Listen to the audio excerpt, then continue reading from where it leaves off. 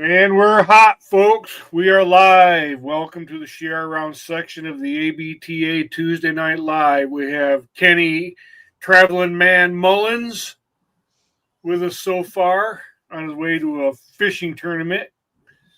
We have Perry Lawrence in the upper right. We have Brian Alberta in the lower right. And we're pending the Mid-Michigan man Daryl Maggart when he can get service in whatever little burg of Michigan he lives in. He just got back from the Big Apple, Brian. So you never know what Daryl we're gonna get. I'm surprised he's willing to join us after that. Oh, I know how he's really scraping the bottom of the barrel, hanging out with us common folk. Daryl just he went to New York City for an art show for his wife's photography, and we pick on him about it, but it really is very cool. Her snowy owl, or orange snowy owl pictures, got a write up in the New York Times, and got invited to. Oh, look, Daryl's traveling too. What's up, Kenny? Guys? Hi, hey, Daryl. How's it going? How you doing? Daryl, I was just telling the guys a story about Julie going to the Big Apple and how you guys are like big time now. I tell you what, that is one place I will never go back to. Been there once, that's enough, huh? Exactly. I tried to get on real quick at home. I had crap service. I literally drove 3 miles down the road so I could get enough service to get on here. So you'll have to kind of work with me. No, that's commitment, dedication. That's kind of commitment, dedication I'm looking for, buddy. I got my phone kind of propped up here on the dash. If you paid your property taxes, that won't happen. I don't have the Starlink. You need to get it. Yeah, I should have brought my Starlink mobile for this. You should have. Do you have Starlink, Brian? No. Spectrum Underground. Okay. So.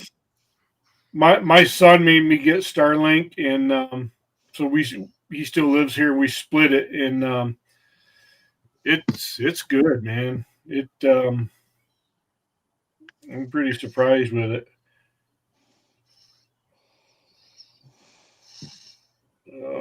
Let's see here. Yeah, I have a Starlink mobile that I have an adapter where I can plug it into 18 volt Milwaukee batteries. Oh, really? Or 20 volt, whatever they are. 20 volt. At our old house. Sorry, guys, I'm trying to get you where I can hear you better.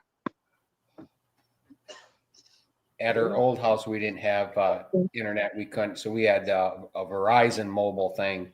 And it was okay, but not the greatest. Yeah. No,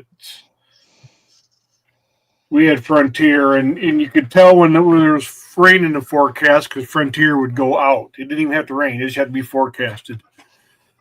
Yeah. Daryl, how you doing, buddy? Can you hear us better now? Yeah, I think I need to try to kind of get it hooked up to my Bluetooth through my vehicle. For whatever reason, the speaker in my phone's awful quiet. Okay. Give me 1 second, guys. All right. Hi, Brian. Hi, Frank. Thanks for tuning in, guys. We are going to roll here. We'll just go with the...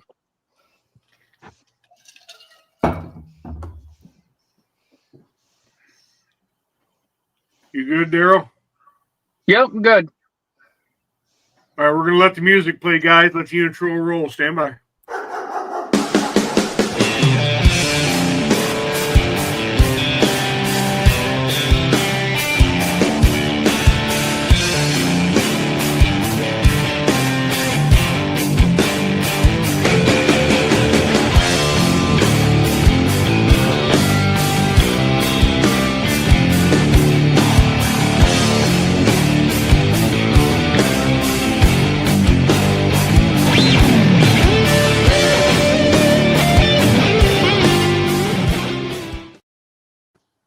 And here we are with the official kickoff of the Leash to Liberation conversation. Leash to Liberation with this cast of characters. We have Perry Lawrence joining us. Perry, how are you, buddy? I'm doing great. How about y'all? Very well, man. Next to Perry's Brian Alberta. Brian, how are you, bud? I am living the dream. Keep dreaming, baby. Daryl, Mr. Big What's Show. up, dude? Bottom left, Daryl and Kenny K-Dog Mullins. Bottom right, the traveling man, Daryl and Kenny. I don't know if they're like racing Mario Kart virtually together or what, but they're both driving. We're both driving. No, I'm Just got to watch out for the banana peel. Watch out for the banana peel. So guys, this is fun. A little bit of a trackers forum here. Off lead version. This is something that this topic is something that's been brought up several times. Kenny reminded me that, hey, we got to get to the off lead. I go, doggone it, you're right. And Perry, like I told you, Kenny mentions you all the time when we reference off lead because you're a recent transition to off lead. Brian and Daryl are both fellow Michigan men, and we just went to off lead 3 years ago, so they're recent converts too, but far more experienced with it than me. So, and Kenny, well, you've been doing it for 100 years, so we're looking forward to this conversation. Now, guys, look, listeners, just because this is an off lead core topic doesn't mean there's not a lot of value you can get from it if you're an on-lead tracker. Depending on where you're at, you may or may not be able to track off lead, but there's still stuff that you can glean from it. So as per usual, we'll let the we have kind of an outline, but we let the conversation evolve on its own merit. We'll let the questions and comments kind of guide us through some of them when we get to that section. But, before we get kicked off with the intros and background and stuff, Kenny, any additional words of wisdom? No, I just want to remind everyone that coming up this weekend, we do have our Alabama testing and seminar in Greensboro, Alabama, kind of between Greensboro and Demopolis. It's not too late to sign up. We do have some test spots available, and we do have room for the seminar. So if you need any info on that, feel free to reach out. You can also check it out on the website. That's about all I have. Yeah, and then hot on the heels of that, end of May is the Pennsylvania event, end of June is the Michigan event, September is the Iowa event. So yeah, we're rolling in events, but yeah, not too late for Alabama for those that are still interested. So Lyle would love it. So cool. Well, let's go around. Let's do a little bit of an intro and just talk about your tracking bio. How long you've been tracking, where you're tracking, what are you tracking with? Just your Reader's Digest version of your tracking bio and background, and we'll so everybody has a feel for the flavor of who we are here, and we'll kick into it. Let's start with you, Perry. All right. It was probably, I'm going to say 2011. It wasn't on the Florida Blood Trail Network. And I'll get to that in just a second. Kind of a funny story, but I started off, I had a lab. My buddy had labs. I had a female lab. She was 4 or 5 months old, and I left a lot of deer in the woods when I started off because I started off training her with other tracking dogs. Didn't do blood or nothing, just threw her in with other dogs. Then I worked blood with her, and I didn't know the difference between blood and a gut shot deer. 2 hours after it was shot, we was putting on it. Needless to say, we was running them out of the country. Well, I joined this club in Florida, and my girl at the time, she was probably, I'm going to say about 6 when I joined the club in Florida, and my son shot a deer. So my cousin was the president of the club, and he got talking to me about the Florida Blood Trail Network. And he said, look, there's a guy on there I can call to come track your deer. And he said, he's on the Florida Blood Trail Network. I said, okay, sounds good. So lo and behold, Kenny Mullen showed up with his wife and had had I forgot who it was you had back then, Kenny. I think it was Xena, wasn't it? It was Sam and Zena. Yeah. And he brought them out. My son had shot a deer. He shot at it twice. One of the rounds hit a tree, and so Kenny put his dogs on it. It took them a little while, but once they hit, they were on it, and they were moving it. Kenny said they're on it. So uh, we go down the road, and it wasn't even 25 yards off the road that uh, Kenny's dog was showing tree. So we got near and this was a bad swamp. The water was up past your chest, trees real high in there. So we go in there. Me and my son dive in there, and this creek also is full of gators. So we jump in there. And Kenny would tell you it was real cold, and we maybe went 10 feet in maybe a half hour. And my son's not a very good swimmer. So next thing I know, there's hats bobbing in the water because we both go under the water. So we try, I guess, for maybe another half hour, and we are making no progress. So finally, after my son about drowned, and I went under 3 or 4 times, we decided it was time to quit. So I enjoyed the heck out of that, watching Kenny's dogs and everything. So I joined the club Kenny was in, and my girl was getting old. She's probably about 8, and Kenny had come across this lab, I think from a friend of his, some 6 months old, I think. Kenny can jump in, correct me if I'm wrong or anything. And they already had it trained. I think it had already found a deer. Asked me if I wanted it. I said, no. I said, and this is my first year that I was on the blood tracking network with my girl. And I said, no, I better not. My wife just lost her dog and everything. So, needless to say, he asked me about 2, 3 more times. Finally, I said, the heck with it. I told my wife I was going up to the camp to work in the camp. So I said, I'd be going all weekend. So I went by the house. I got the dog, fell in love with it. So I went home that night. So I pull in the driveway and she comes out the door. What are you doing home? I said, well, I got everything done I needed to get done. So I had already let Jet out to play with my girl dog. They're playing with Jet, comes around the truck. The look I got, if looks could kill, I wouldn't be talking to y'all right now. So she was mad. I can't believe you went up there and got that dog. Well, Jet went running up and jumped on her, gave her a few kisses, and it was all over with. So since then, I've been tracking. The first year, I leaned more towards my girl, because I had her longer than Jet. But I had to put her down the following year. And ever since then, I tell you what, Jet, he's an awesome dog. I mean, I love him to death. He's a real good dog. And I've been tracking on the Florida Blood Trail Network since I believe it was 19 when I got on it. Yep. 2019. Cool. Nice.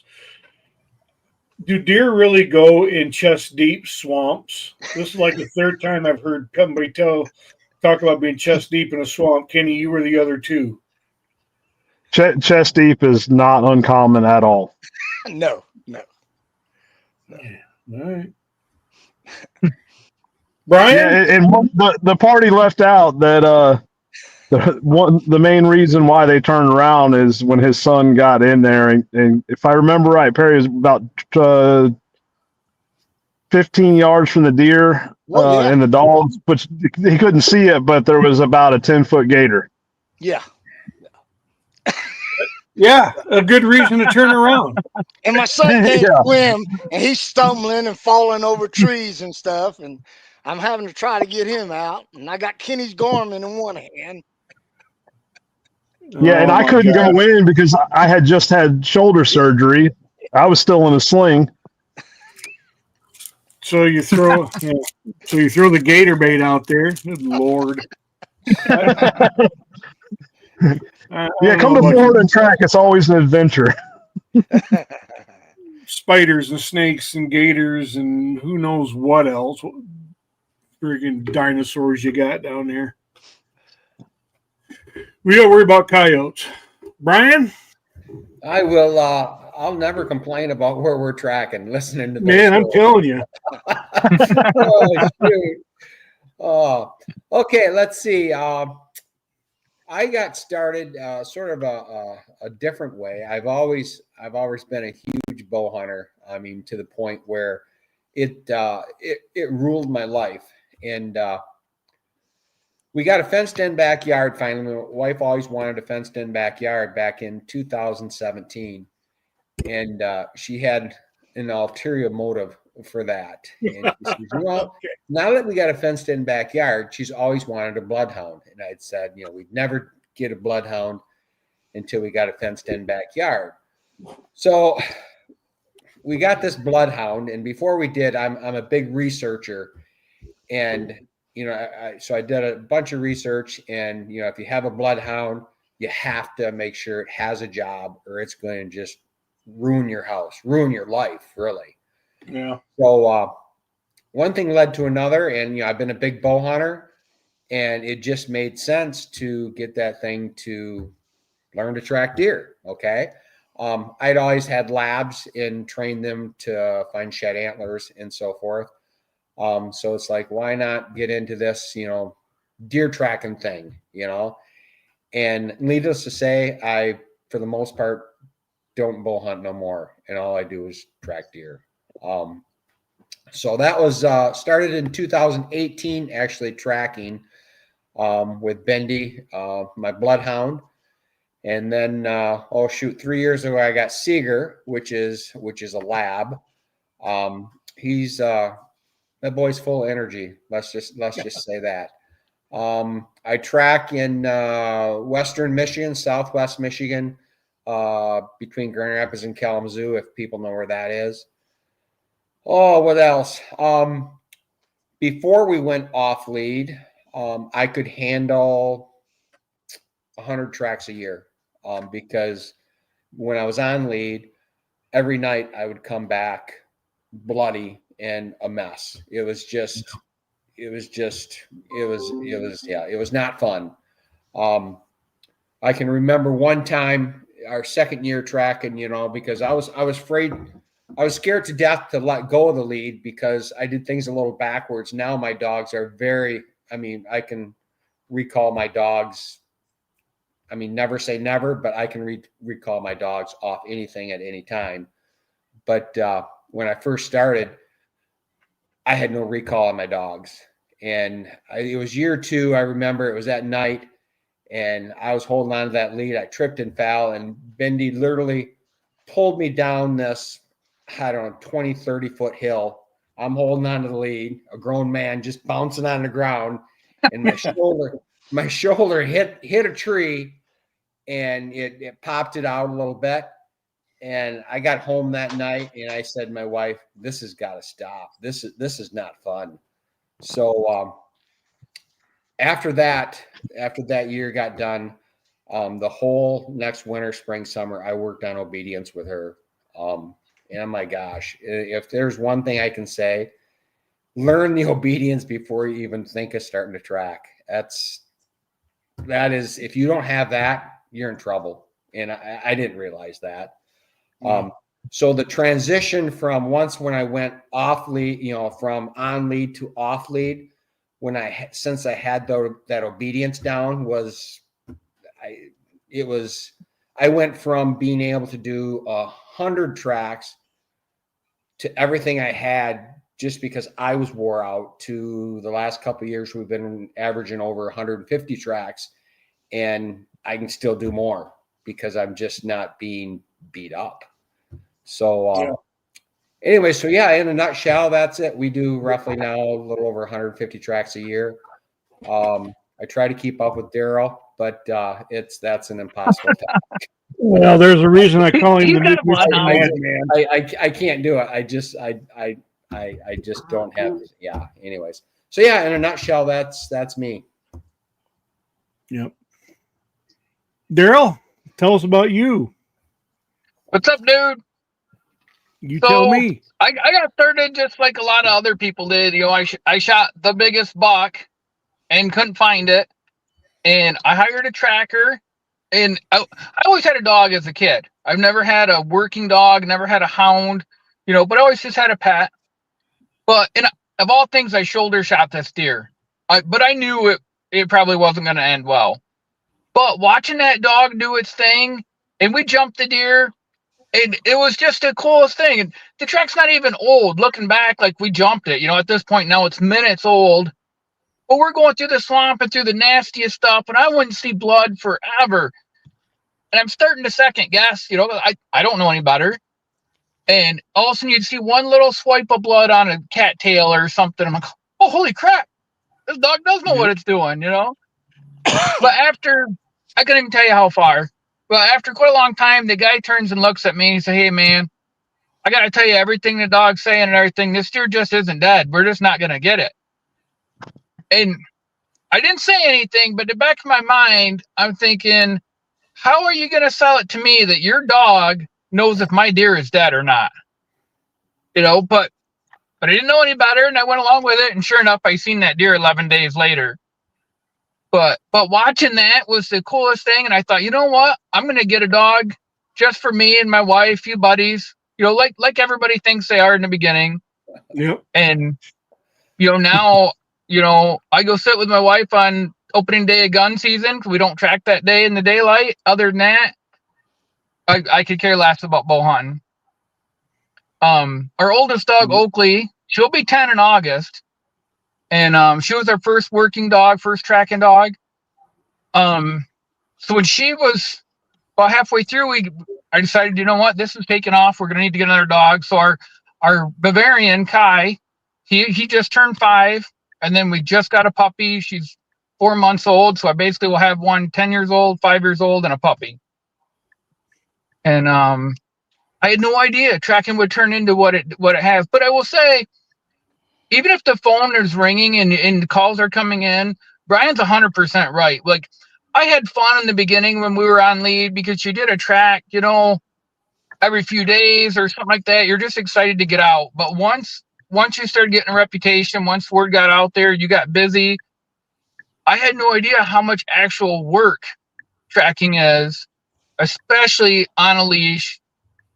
And a big thing to me, as trackers, we basically tell everybody, we ask them not to grid search. We ask them not to walk all over the place.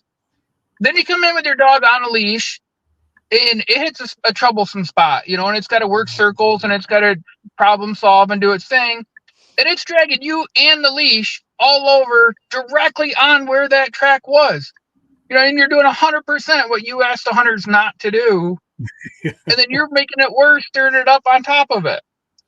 It's so nice when you can take the leash off, which was very, very scary to do in the beginning. But once you can take the leash off and you can walk 40 yards behind your dog and just watch them and enjoy it and BS with the hunter instead of all that physical work, night and day different. I wish I would have done it a lot sooner. And there's the liberation piece in the title, From Leash to Liberation. And I've used that word liberating many, many, many, many times to describe the difference between, the going to on lead. So, Kenny, before I kick it over to you, I've got to disclose, like I said, Brian and Daryl are both been tremendous mentors of mine. So I'm thrilled to death that they're able to come on and willing to come on. And Brian's Bindi, before I knew Brian, I was watching Bindy's Facebook page and on YouTube, and she was one of the early influences for me to get a bloodhound. It was Brian and Bindi, it was Ron and Dio, and it was Mike and Franklin. I started watching Mike Rippon and Franklin when he got Franklin as a puppy. So those were my 3 bloodhound influences. So I need to put some more videos on YouTube so you can see the light. I keep trying to post my Redbone videos. Yeah, it's just a red bone, Daryl. Yeah, and that's right. So Daryl said his 5-year-old's a Bavarian, his 8-year-old and his 16-month-old is a Redbone. Yes. So I started with a Redbone, and then I went with the Bavarian. And I will say our male Kai, I really do have every bit of confidence in him. If a deer is dead, I really do believe he's going to find it. But I will say that made me have to become a better handler, going with 2 totally different breeds. Kai and Oakley track so different. When I first got Kai, and he would be tracking at times, just walking through the woods, head up near, going, and I'm like, hunters would look at me like, is he going to track it? And I'm like, man, I sure hope so. And he was tracking, but it looked so different than Oakley. And so I will say that's something about having two different breeds or going behind other people and stuff. Like, not all dogs track the same by any means. I got a little Dachshund that I'm working with now, and I went from a Lab to a Dachshund, so I know what you're talking about there. Yeah, you talk about a different style. Can red bones actually track, Daryl? Is that what you're saying? Red bones can track? We do find some deer. So I will say this about red bones: every one that I have judged and tested has excelled. Ooh, we about got to a wreck right there. Are you driving, Kenny, or is Brandy driving? Brandy, you guys might see me die tonight.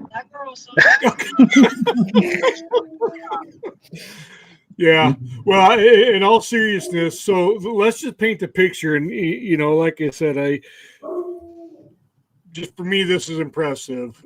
Brian is, has a 40-hour-a-week job and did 150 tracks. Daryl has a 40-hour-a-week job.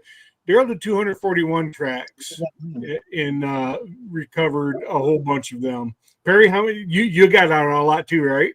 No, Central Florida, we don't get a whole heck of a lot. This is my best year as far as tracks, and I'm retired, so I get a lot during the daytime when everybody's working.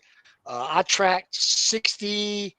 I believe it's 63. I ain't got my paper on me right now. Yeah. We found 37, and we had 8. I think it was back on camera, and 2 that went on private property.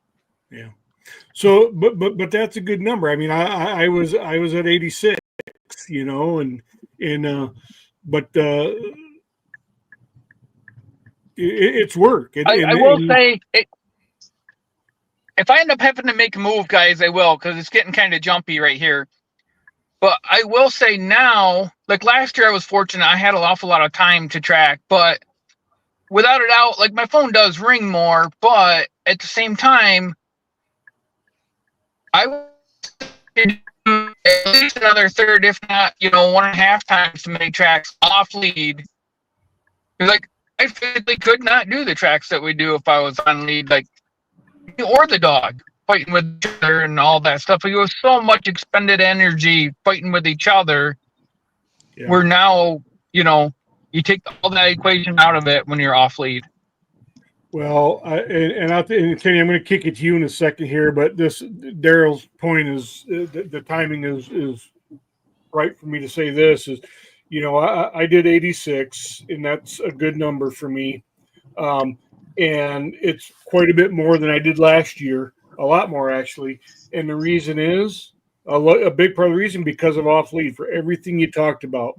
You're not getting dragged around. You're not getting tangled up. You're not getting beat up. You don't mind going on that verification track just to confirm that the hunter missed because he thinks he missed. You don't mind doing that, because you can stand there and watch. It just changes the way you think about it for states that it's legal to do it in. I'll always qualify it. Kenny, go ahead, man. We've been monopolizing, buddy. Where you steer the ship, baby. Yes. So a lot of people's heard my story. I've been tracking a long time. Been working dogs my whole life, and in even different aspects than tracking. But as far as breeds, I currently track with and own. My main go-to dog is a Ladner Blackmouth Cur. I also have Catahoulas, Bavarians, wire-haired Dachshunds, Labs. I've got a bunch of dogs. And the reason I have a bunch of dogs is I go on a bunch of tracks. I have owned bloodhounds. I've owned a really good bloodhound, but they just couldn't keep up with the amount of tracks I go on. I average about anywhere from 350 to 400 calls a year. Now, obviously, I can't take all those. The last 2 years has been pretty slow, or I shouldn't say slow. I've been limited because of hurricanes and dealing with disaster cleanup work. But I'm still going on about 140, 150. Not the 250 that I normally go on, 200, 250, but my buddy John Vaughn, I kick a lot of them over to him, so he's still tracking those numbers, and we work each other's dogs, so the dogs still get worked. But tracking that many or going on that many tracks, I have to have a lot of dogs because they will get burned out. Yeah, well, especially down there. I mean, it is Florida. It's a lot warmer. Brian, do you think that you could? Kenny brought up stamina, and I've thought about this. Bloodhounds aren't. They're okay for walking. For miles and miles. But do you think you could do the number of tracks if you didn't have Seeger to? Do you think Bindi would? I do, and this is why. When being up in Michigan and before it was off lead, I had a misconception of what off lead actually was. Okay, or what off lead could actually be. We were always told or to believe that off lead is you sit at the truck, you watch your GPS, and you have 4 or 5 dogs running these deer, and so forth. Okay. Yep. And yes, that is what some people do. Okay, to a point and so forth. I guess I don't know, but how we do the off lead, how Daryl does the off lead. Both of us are pretty similar. I track off lead like I'm on lead, if that makes sense. I do too. Bindi 2 years ago, I only put Seeger on like 20 some tracks. Okay, so she did 130 tracks herself, 130 something 2 years ago. Okay, and from day one to the end of the year, okay, she did not lose 1 pound because how she tracks, how we track, she just walks. She's just like she's walking through the woods. She is almost to the point too slow. Okay. So she can do, and she's really methodical. She doesn't go left or right unless she has to go left or right. I mean, she's just methodical down the line. Whoop, So, but if she tracked like Seeger, if she had a style like Seeger, okay, there is no way a big, heavy bloodhound could do 100 tracks. Couldn't, because, Seeger is just left and right and this way and that way. That's just his style, okay? So if she tracked like him, there's no way she could do 130 tracks. But her style, and my style, I guess, with her, allows her to be able to do that many. Now she's maxed out when she does. I mean, she was maxed out at 130, I would say. Yeah. Because she was getting tired towards the end. But now, last year I think Seeger did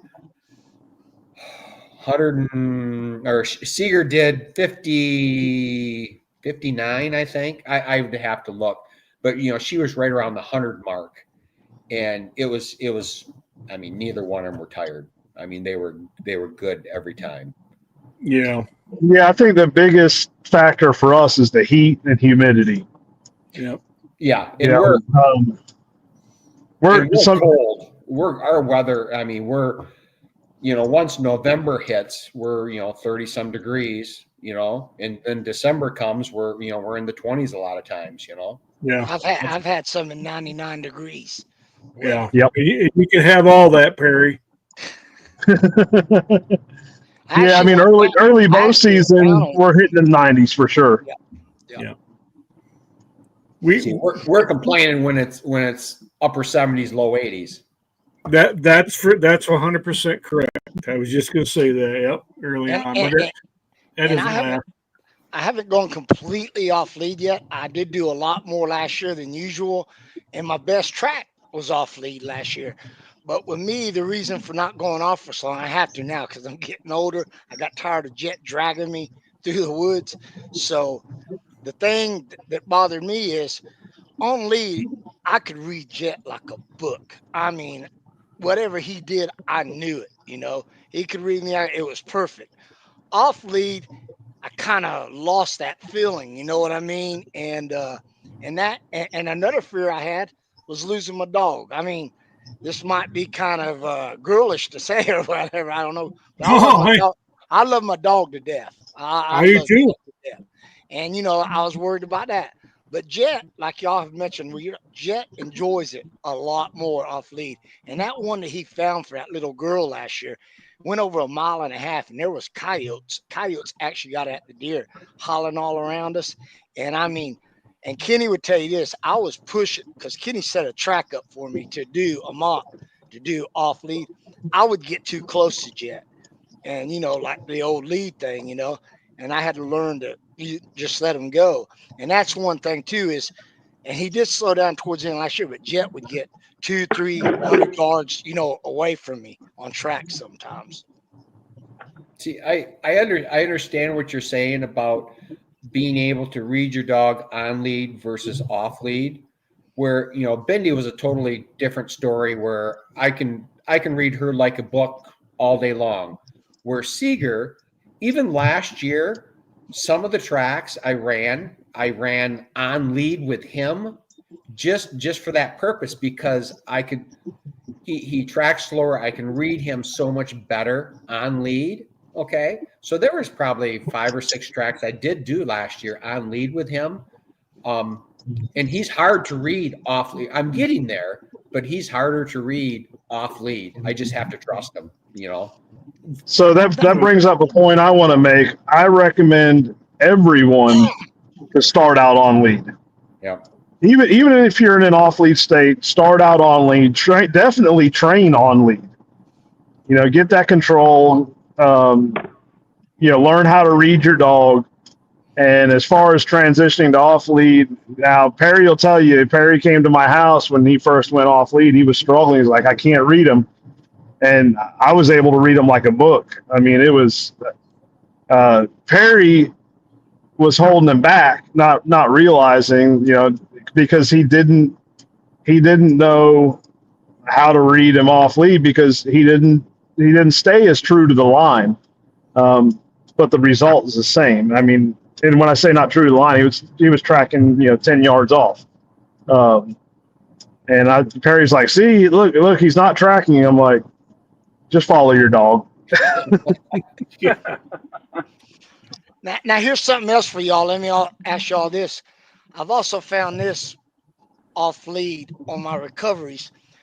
I got more on my Garmin where if I got a bunch of spaghetti looking stuff, usually I have found it, but usually I won't find them. But if it's like a little bit of spaghetti, a little bit of turning, and a lot of straight lining, I find most of those I find. Do y'all find that going off lead too? Yeah, absolutely. Yeah. Well, yeah, it's your dog. Your dog's struggling and going into search mode, Right. trying to work it out. What about you, Daryl? I don't know what all I missed. I think hopefully I got you guys better now. Yeah, you're good. Well, just to Perry's point of watching Oakley and Kai's line, spaghetti. If the more spaghetti there is, generally speaking, the less you recover, the less. Yeah. recover. So I'm gonna take Kai for instance. Okay, my male, he's 5. I'm gonna say up until he was maybe 3, if the deer was not dead, when you reached a spot where that deer really was not releasing that same distress or however you want to word it, but it's no longer really hurt, Kai would circle and go here and go there. And it was like teenager mode, like, screw it, let's go find it. And he would just go tearing on a trail, and eventually he's coming back, But as time went by, as he matured, as he really did more tracks, now we don't have that anymore. He'll reach that spot now and he's done. He'll come over, jump up on you, put his paws on you. That's his sign that he checked out. you can go back to the truck because you're not going to find a deer after that. But I do, in the beginning, when he first went off lead and when he was younger, absolutely, it would just turn into, it would look like a mess. That's what I'm waiting for on Jet, is to come back, because Jet don't, most of the time, will not come back. He'll keep on wanting to hunt, and here I am looking at the Garmin, and he has slowed way down, but he's still moving, so. Well, that's your cue right there. Not all dogs give the same cue. That's your cue. Right. Well, Yeah. and I will say, even with Oakley, my older one, I don't know how far your dog is away from you. Like, can you see the dog the whole time when you're tracking? Not the whole time, but a lot of the time. If he's real good on it, no, I can't see him. If he's got it, but not real good, yeah, I can keep up and see him. Yes. To me, that would be harder. To me, just from what I'm used to, because we were on lead forever. Now we're off. So my dogs are typically within 50 yards of me. So even with Oakley, if the deer is not dead, when it reaches that spot, in my mind, I'm thinking that this deer stopped right here and stood here for a while and caught its breath and its heart slowed down. I don't know that, but that's what I'm picturing. And then it walked off from there. The dog tracks to that point, circle, circle, circle. Now she will continue, but it will look totally different. And she will have to sniff every stick, every leaf, every blade of grass, everything. But she will continue, but it will look different. Yeah. Yeah. Well, to touch on something, and Perry can back me up on this. The more years you start tracking off lead, or more experience you get, you will learn how to read what your dog is doing on the Garmin to a T. I mean, I can tell you every step that the dog takes, every move that it makes. I can tell you what it's doing just looking at the Garmin. Yeah, that's a good point. Probably because you guys, with us being relatively new to off lead, I'm used to putting my eyes on the dog. I'm not, as used to just watching the Garmin. I'm going to say 90% of the time on our tracks, we can see the dog. Right. And I've called people up last year too. I'll be out on a track and I'll stop Jet for a while if I have problems, something I need. I've called Ralph Bennett. I've called Kenny. I've called other trackers that tracks off lead in my Pacific area. And I've asked them questions, hey, Jet's doing this, what can that, can you help tell me what's going on, So I will call for help always. I ain't one of these that's going to try to just go ahead and do something, Yeah. I will say, man, I don't know what all I missed, but I will say, like, for anybody out there that's thinking about the transition or working on doing that, I will say it's a true thing. It is scary. If you've been on lead for a long time or even if you just started out your training on lead and you're trying to switch over, you can work on your recall over and over and over in the yard and feel really good about it. But when it comes to going to the woods and unhooking that leash, you're like, well, what happens if this, if that, it's scary. There's no question about it.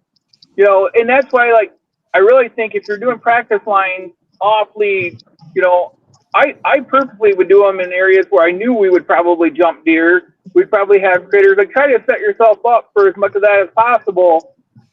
But once you do it, man, you're like, oh, now this is fun. We're having a blast now.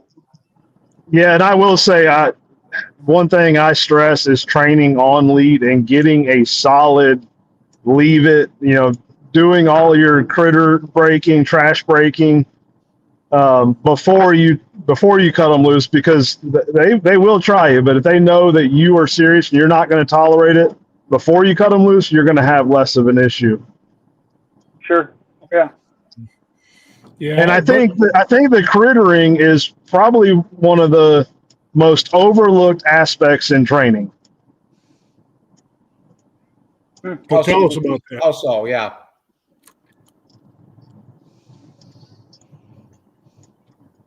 Everyone wants to see how old of a trail your dog can take, how long the trail can be. And with age comes crittering. I mean, you get contamination the longer the trail sits, but how many people actually sets that up? How many people, takes a squirrel and makes a trail, or a raccoon, or whatever. You do. And that needs to be a focus.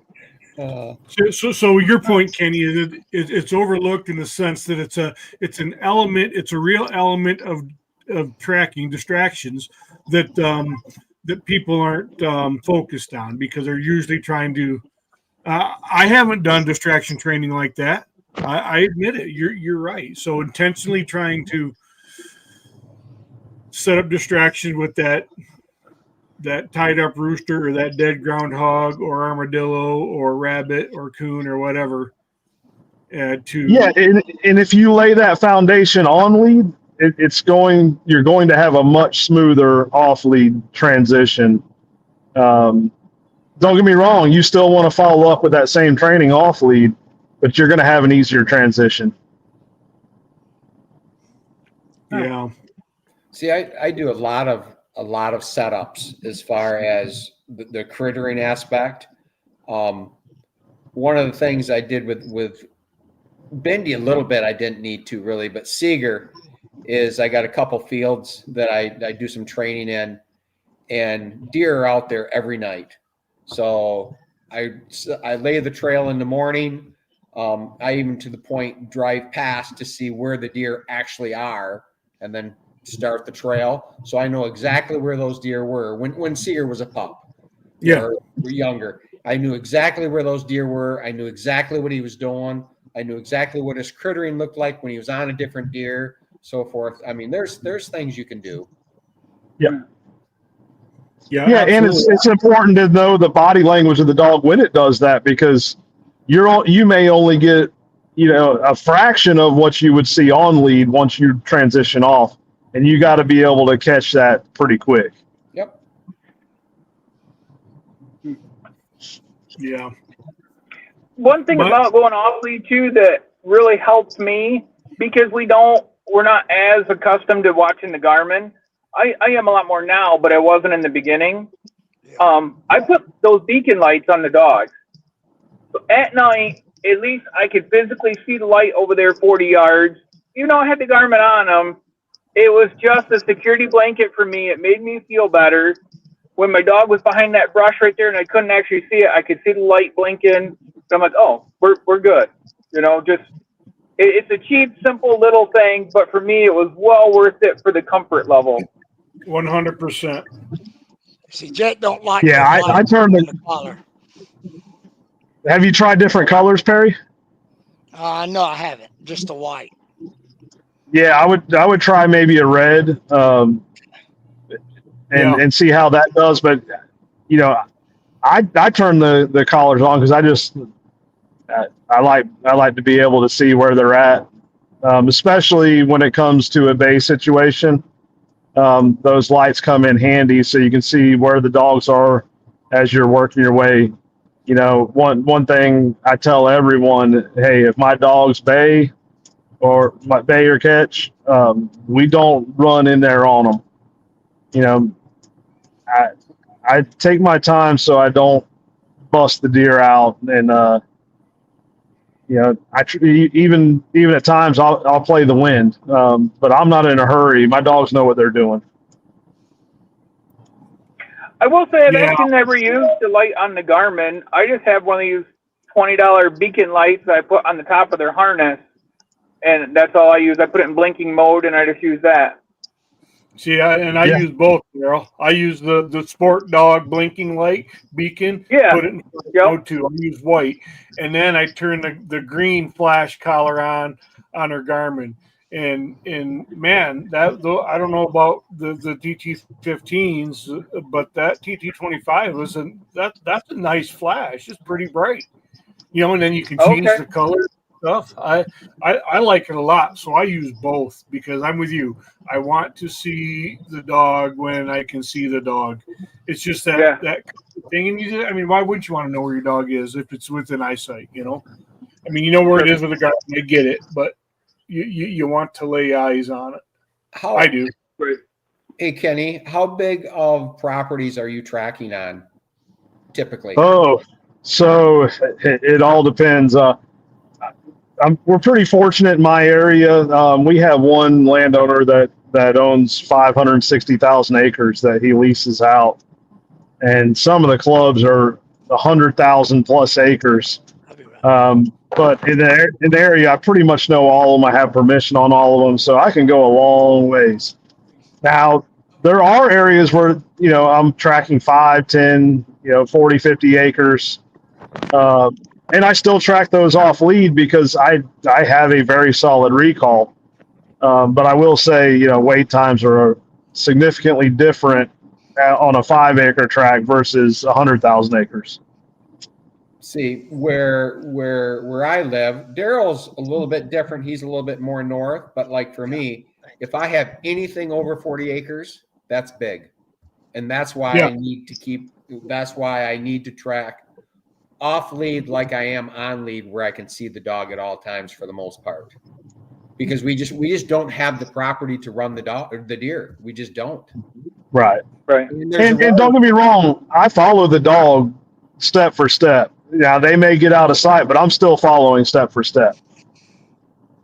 Now, Kenny, what about if you're on a real small piece of property?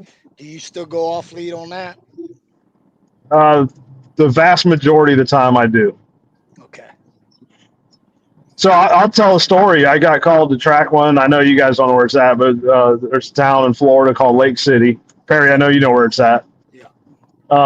And I got called to track this buck, and it was right at a major intersection.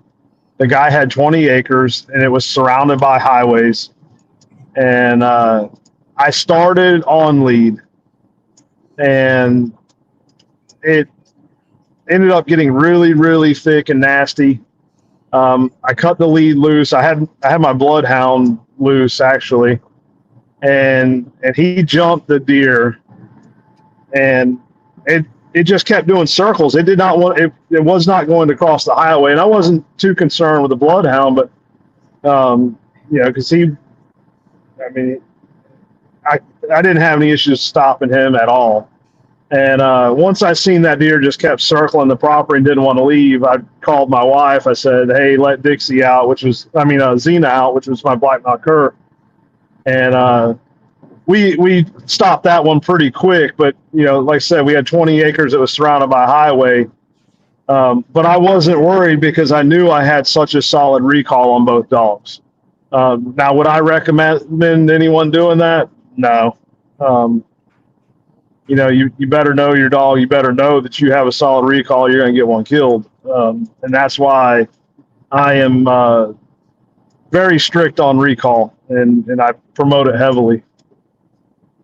Well, you got to do it, and that's why I didn't go off lead the first year we were allowed to in 2023 here in Michigan, because just simply wasn't ready. I didn't work on recall. I've said it before. I didn't work on any of the things that you should in terms of the real obedience and stuff like that. Brian, you just mentioned it too. I didn't. I jumped right into the tracking phase, and just because I'm lazy, and she wasn't ready.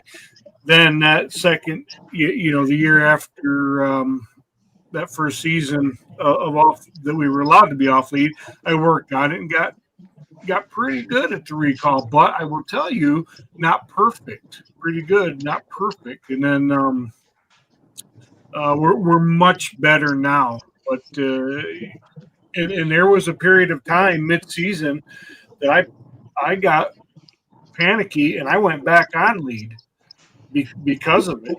Just what you say, Perry, and Daryl, you said it too. You get anxious. You start to, and then I didn't have a Garmin early on. I had a sport dog, a cheap sport dog. Well, then the tone quit working on that, and then Gary Foles talked to me and he said, "Just get the Garmin. You're going to be much more comfortable." And I got it, and what a mistake that was by not getting it sooner.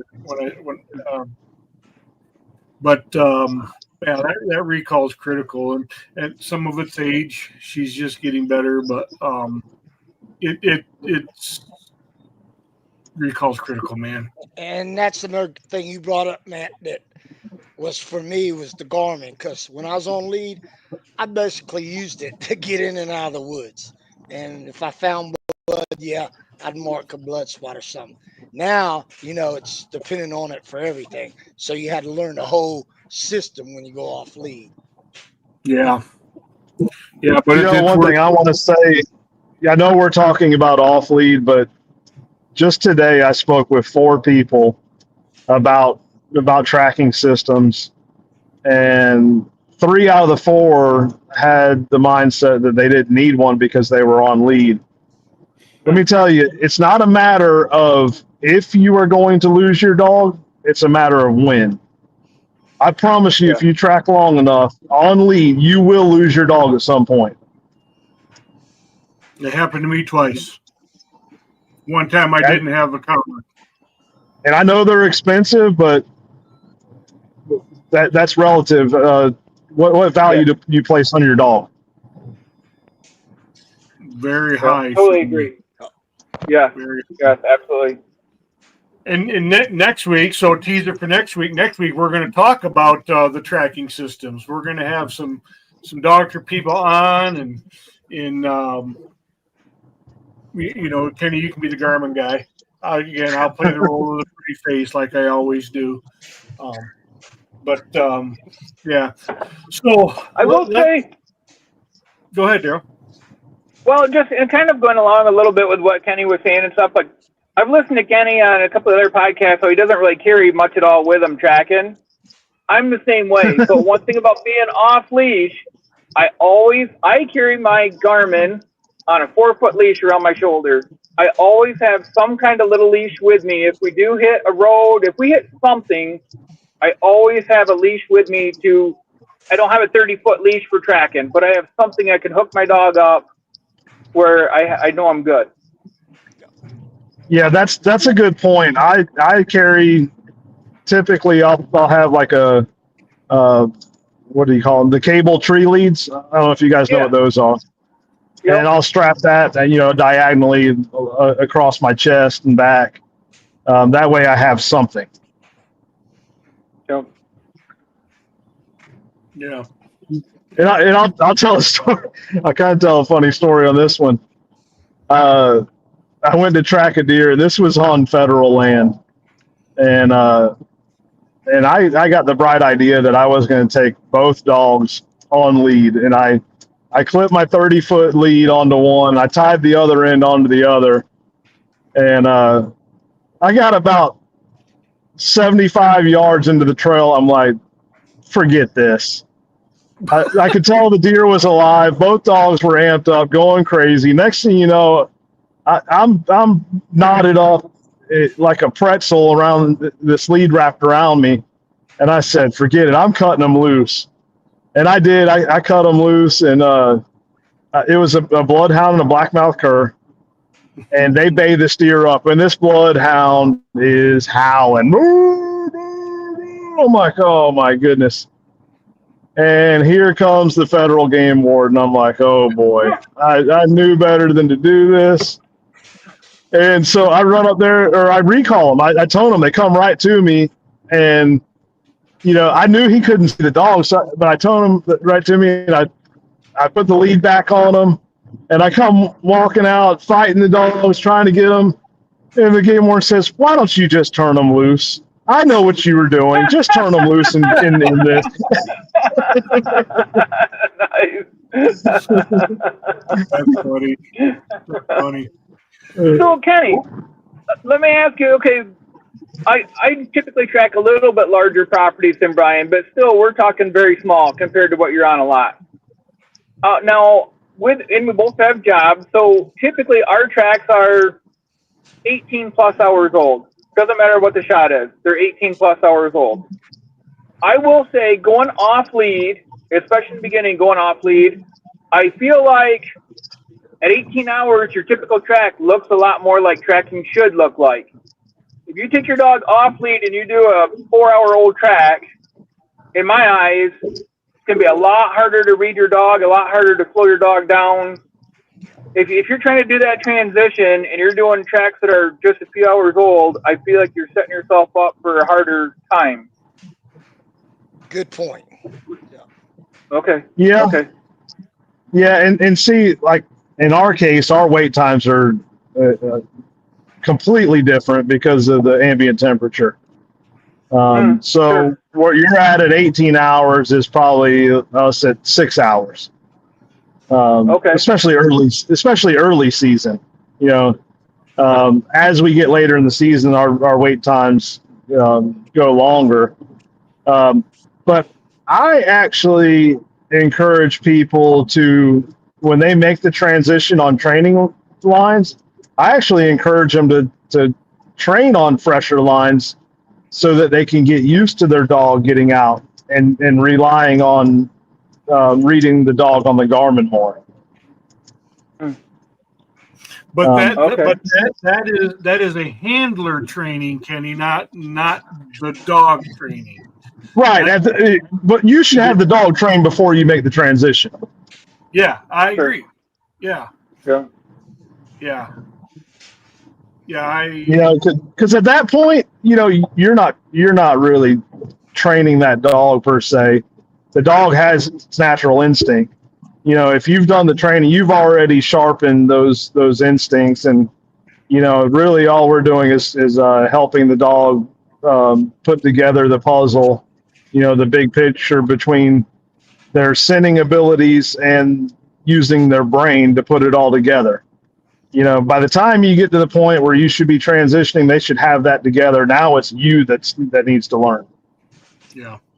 And I would agree with that. Like, I like the age of the older tracks. I like the speed of the dog and just walk behind and watch the dog. But I will say, like, that is a good point. If you practice those short lay times, because when we jump a deer, then I'm 100% relying on the Garmin, and you better be ready to do that.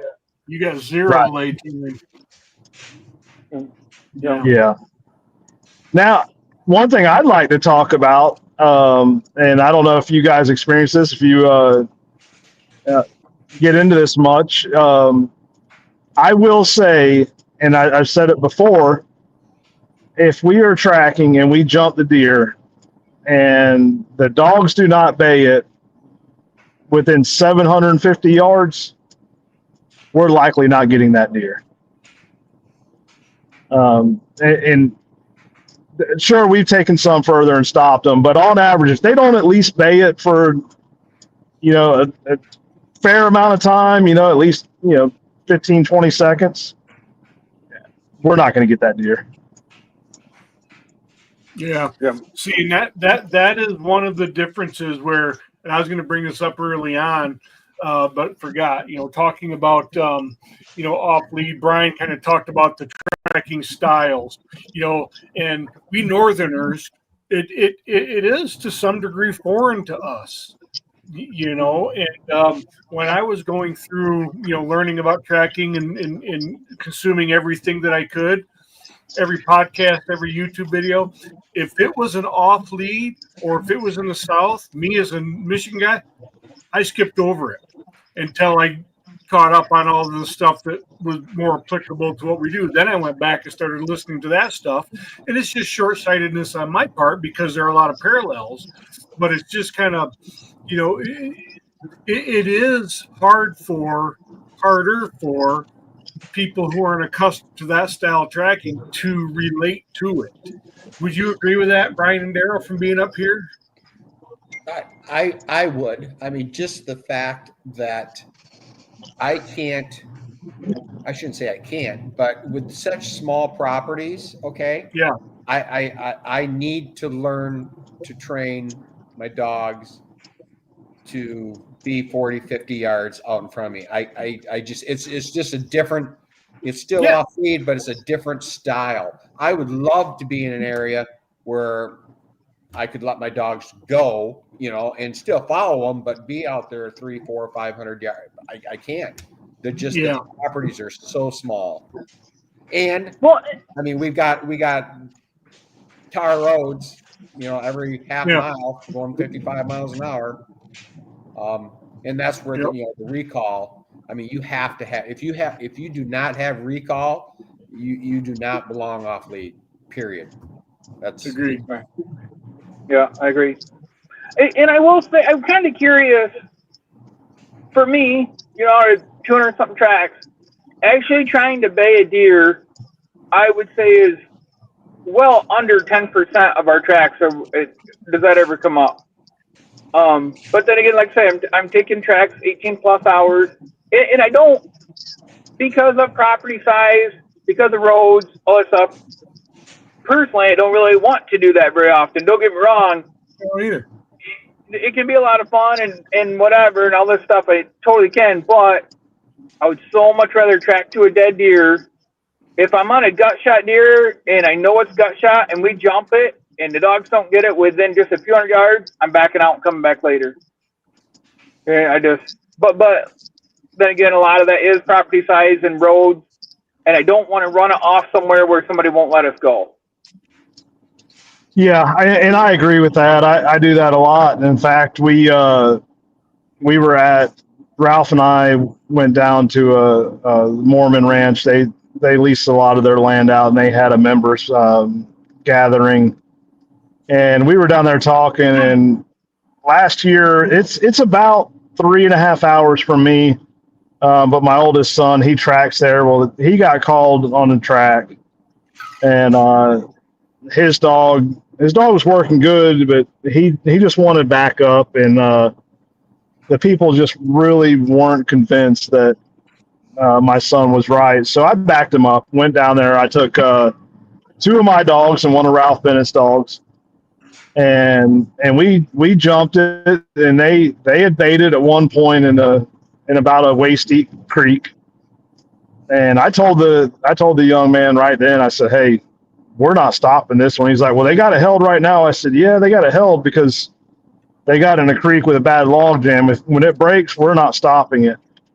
And sure enough, we got up there and it broke, and then they baited again. It broke again. And I told them, I said, "Look, we can keep pushing this deer.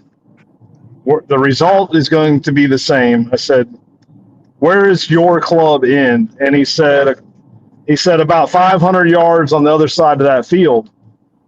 I said, "Well, then we're looking at 1,000 yards, and my dogs can run that in a minute." And I said, "We can stop now, and this deer is going to stay on this property, or we can keep pushing them, and your neighboring club is going to end up killing that deer." He said, "Oh, then just stop it." The next day, one of his club members killed it, and it was 164-inch buck that would have been pushed off of their property. Was that from the tail to the tip of the horns? 164 inches. I used to see 160 deer in Florida. They're it was a ranch.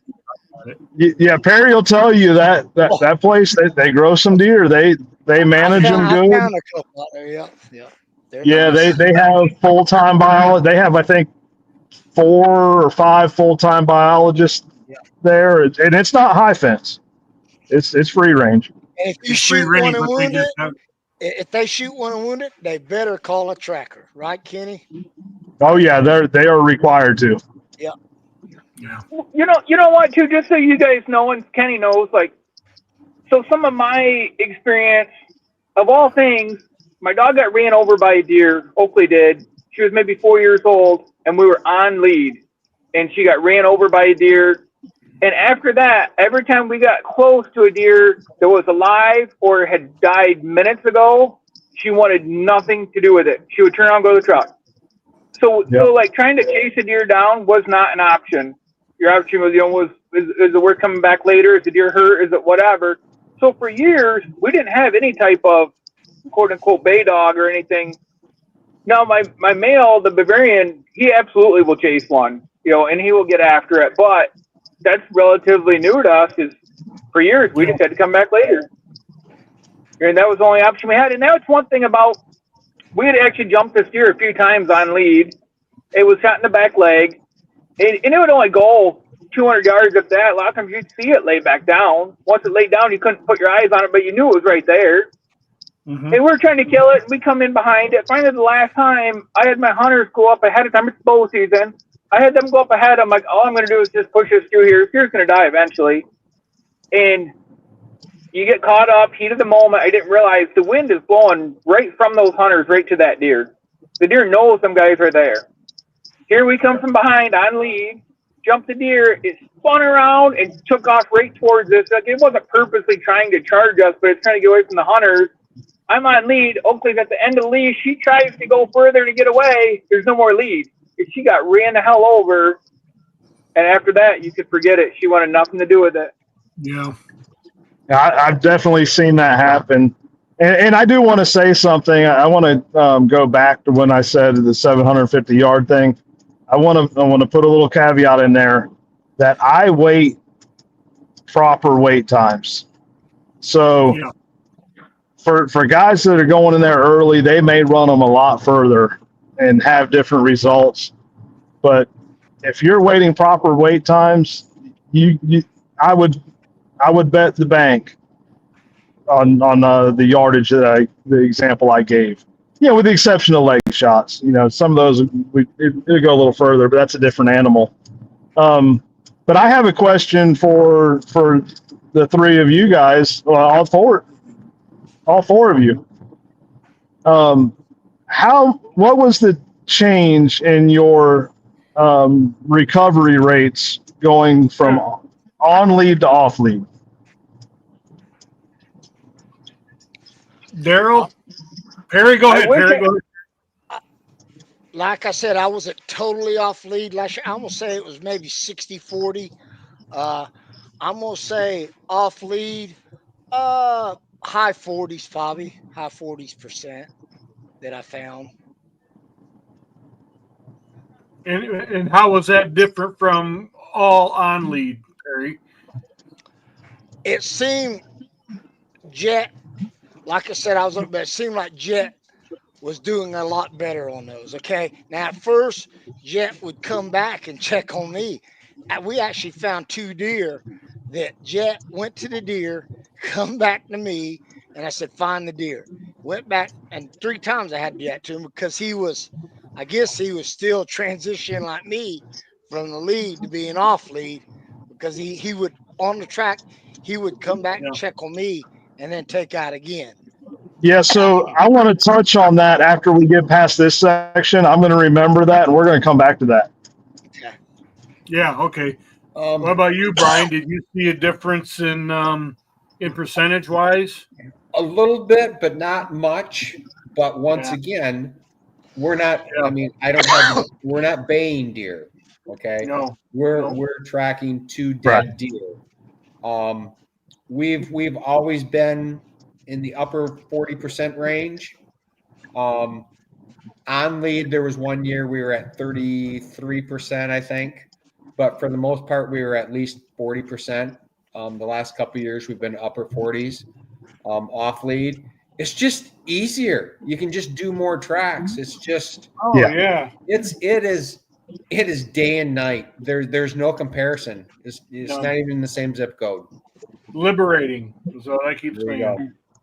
What about you, Daryl? I wish I could tell you a number, Kenny, but I will say we're always right there. Like I shoot for 50% every year. I don't screen calls. I'll take every single track, no matter what, but I will give them my thoughts ahead of time. And I shoot for 50%. We usually fall a couple percent short of that. But I will say, I don't know the number, but I'm going to say our percentage jumped 4 or 5%. Now that's a couple hundred tracks, so I mean you're talking a fair amount of deer. Because I couldn't tell you how many times we first went off lead. Now my dogs are kind of stubborn. We've been going a long ways. Nothing really looks great to me, but we've went quite a ways. My mind, because I think I know more than a dog, I'm like, you know what? Let's go back there a ways. Let's do something different. And I don't tell the dog to recall it. I just call him. I'm like, come on, Oak, let's go. And she's just stubborn and like kept going. And, another 40 yards, you find a drop of blood. Another 50 yards, you found the deer. Where before you're tied to that leash, I would have pulled her back. No question about it. But the dog, if they're right, they're going to, push the limit a little bit and try to get you to go along there. And you're going to find more deer for sure. Yeah. I will tell you, for me, my on lead transition or off lead transition happened very early in my tracking career, and I'm still reasonably early. And so there was a lot of things that stacked up for me. I went to off lead.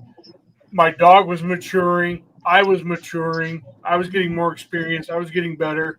The dog was getting better. So there's a lot of things. So all of that being said, I didn't see a drastic spike in my recovery percentage, but there is a whole one thing I can tell you is just what Brian said.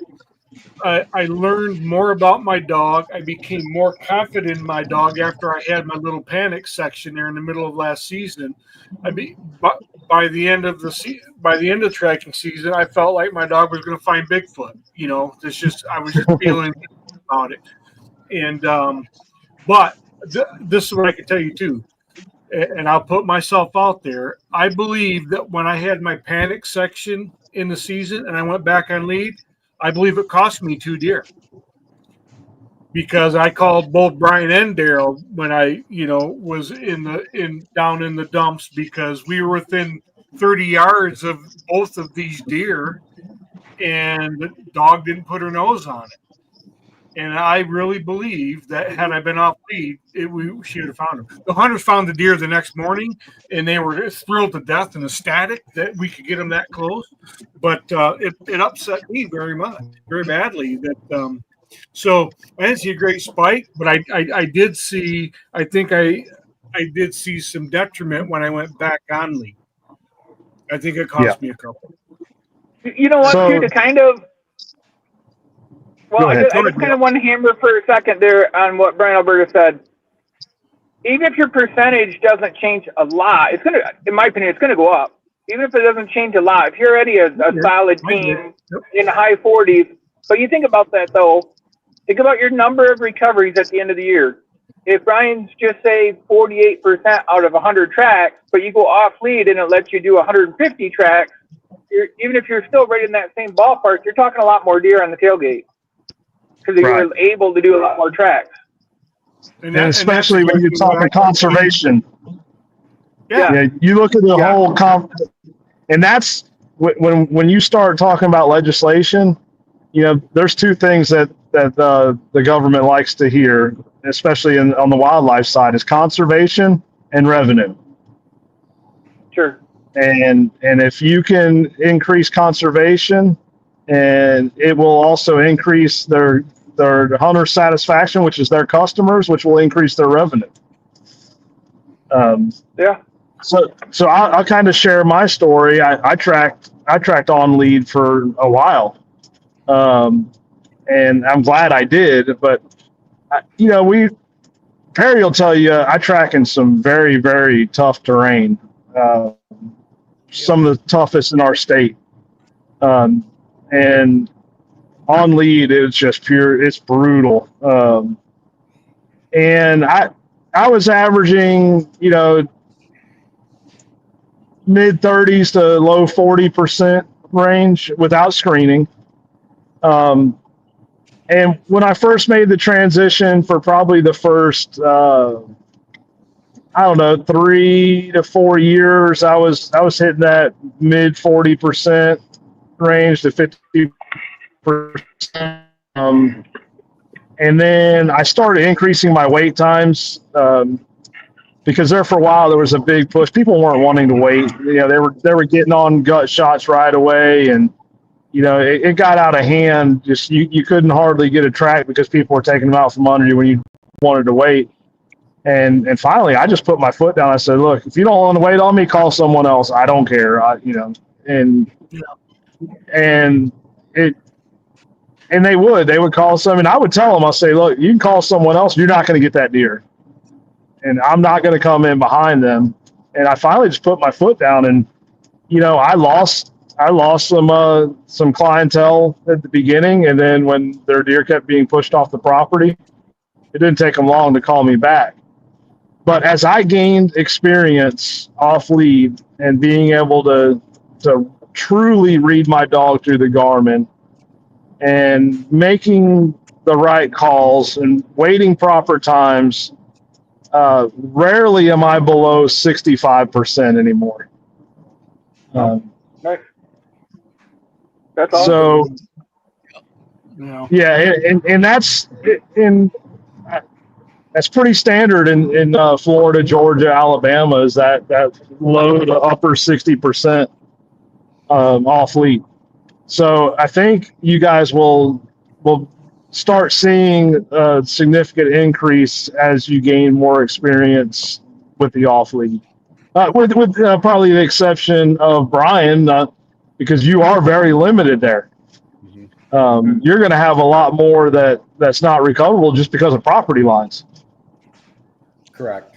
Kenny, I have noticed too, since I've been off lead, Jet 3 years ago, Bay and caught his first deer 3 years ago, and he was on lead, but I clipped him off and let him go maybe 50 yards to catch it.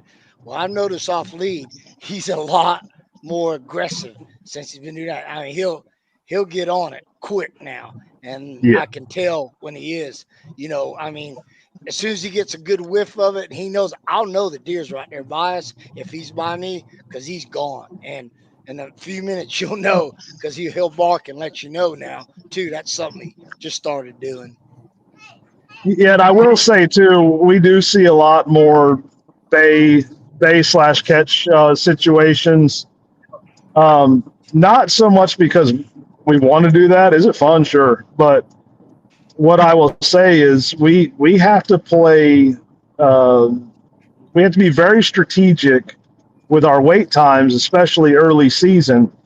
Now, it could be 80, 90 degrees and lay overnight. I'm fine with it. The deer just doesn't spoil laying overnight. But now you take one that was shot in the morning and it expires in an open field. Well, guess what? You don't have much time. yeah. So that's why we're running into more. We're not just out there in the wild, wild west wanting to run down deer.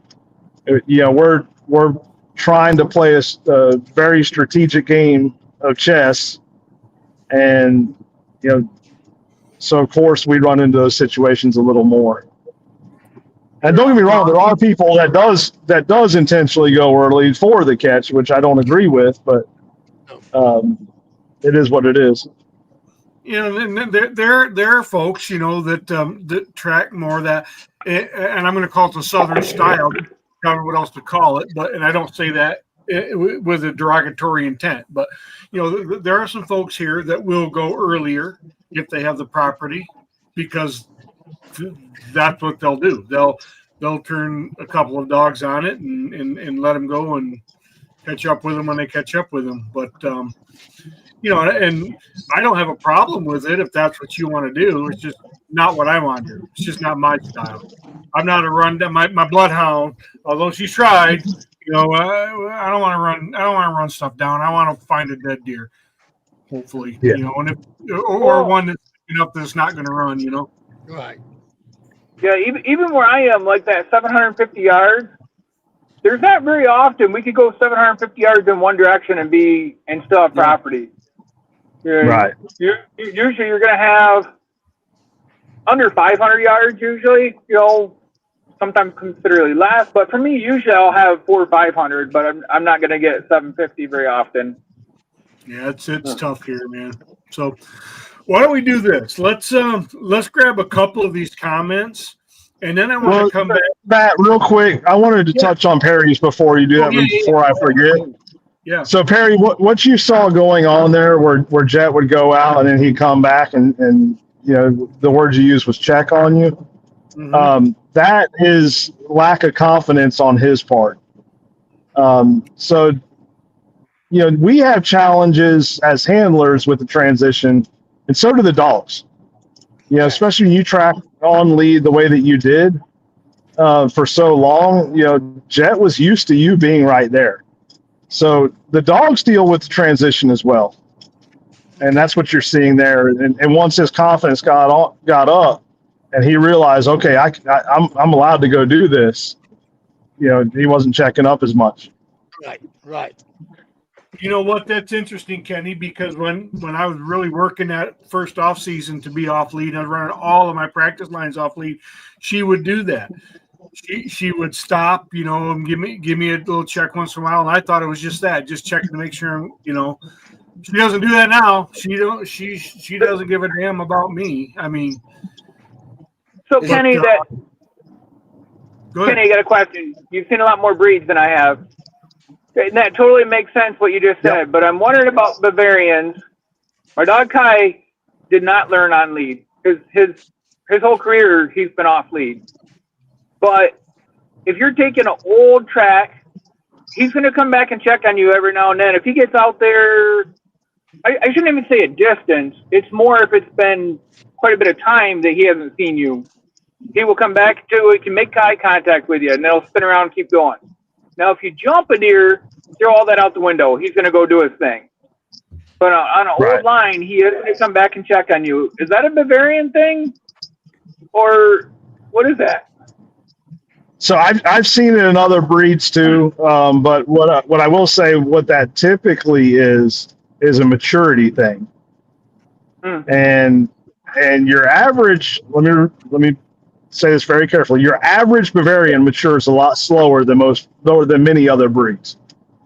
Yeah, absolutely. My blackmouth curse, she was the same way. But once she hit 2.5 years old, that went away. No, I will say I've never had a dog so attached to us outside of tracking. He wants to be by your side 24/7. And so I don't know if that plays a role in it, but he wants to be your buddy all the time. Unless you jump with the deer, then he's like, oh, never mind, I'm going to go do that. Right. Yeah, I had a cat it's the same way. Okay. Is there a way, Kenny, to, I don't want to say speed the process up, but Seeger's the same way. Seeger wants to be by my side 24/7, and then when we're on track, he gets out there 50 yards, he's got to come back. He goes out there 50 yards, he wants to come back. And it just drives me nuts, and I don't know what to do about it.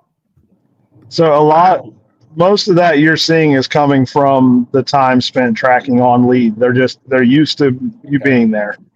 And the ways that I've combated that and been successful quite a bit with it is running those fresher practice lines. Okay. Because it's so much fresher, they're going to work it faster and they're going to get out away from you and before they even realize it. And eventually, the more you do that, they're going to get used to being away from you more. But in your case, you want the dog to work closer. So, right. I don't know that I would change that.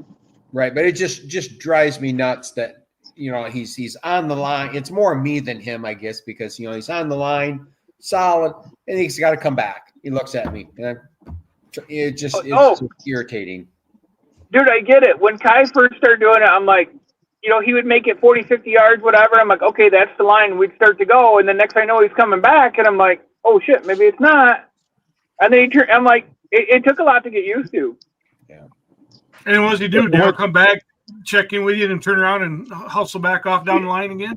Yeah, when he was young, he wouldn't go very far. It'd be, I don't know, 60, 70 yards. Now, he'll be out of sight for 5 minutes. And he'll come out. But in the beginning, it wasn't like that. It wasn't very far. So for me, off lead, Kai will do some circles at the hit site. He'll grab the line.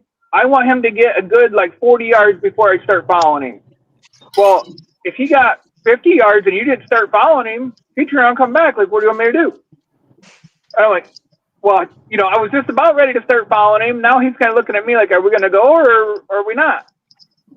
But as he got older, that distance got further and further, and I learned him, and I learned, when he very first stepped off and he had that little swagger, just follow him. Don't wait to let him make up his mind. Just, if he says this is where we're going, just follow him.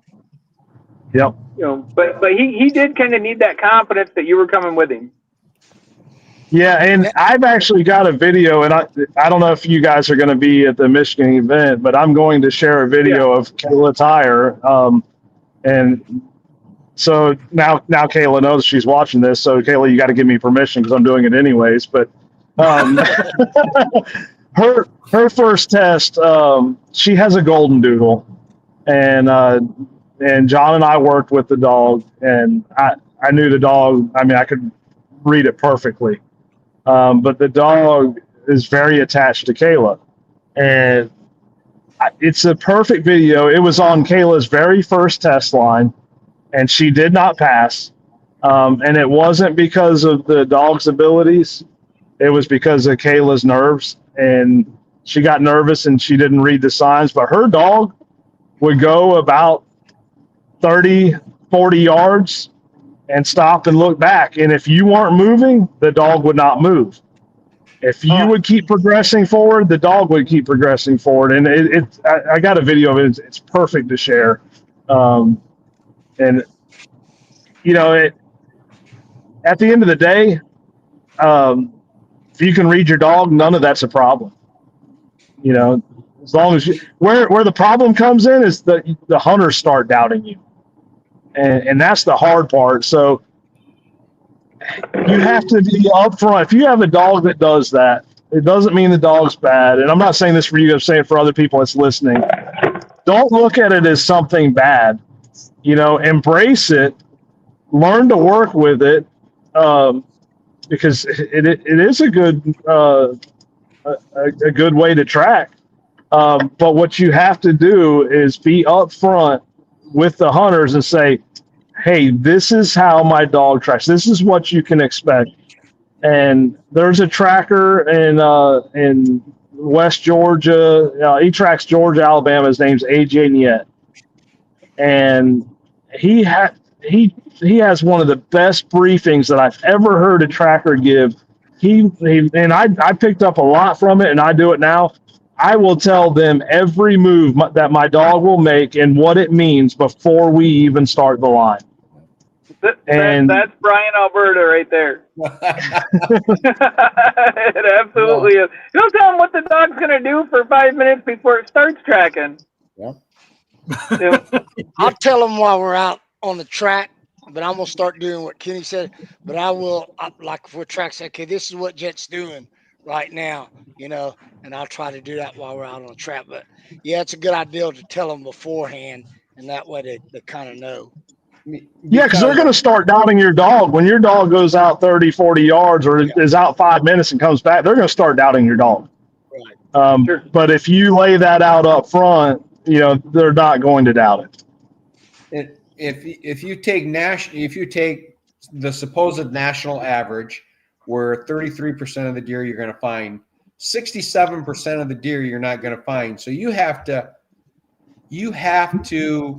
convince those 67%, those hunters, that your dog was doing and right.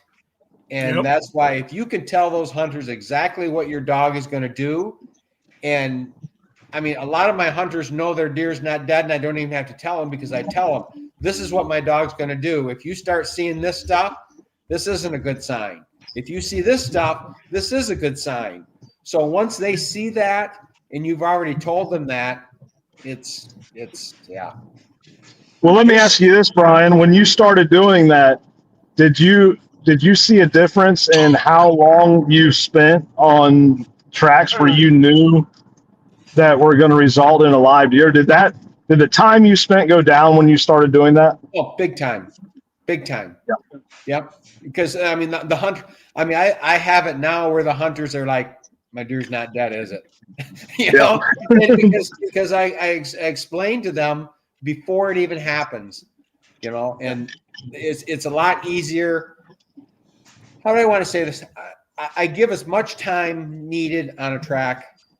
Okay, I'm not hurrying through tracks, but going off lead and doing that process, I'm in and out quickly with tracks. I know a lot of trackers, they're going to check this spot and that spot and this spot, and they spend 3 hours after they know the deer's not dead. I'm in and out.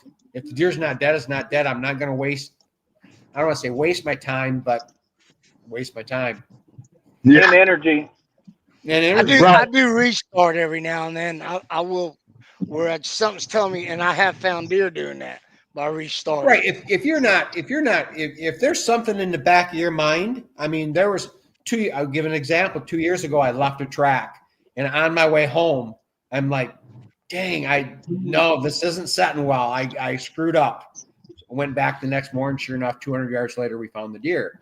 But if there's, Right. you do enough of them, and then if you do screw up, you're laying in bed that night, you're like, I got to go back.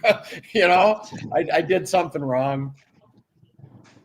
Yeah, and one thing I'll say too is when the people that doesn't lay out that process of what to expect and setting those expectations in advance, they're always trying to find a way to please the hunter, and they go way above and beyond. And I'm not saying that's a bad thing, but you are wasting a lot of your time and energy, the hunter's time and energy, for the same result.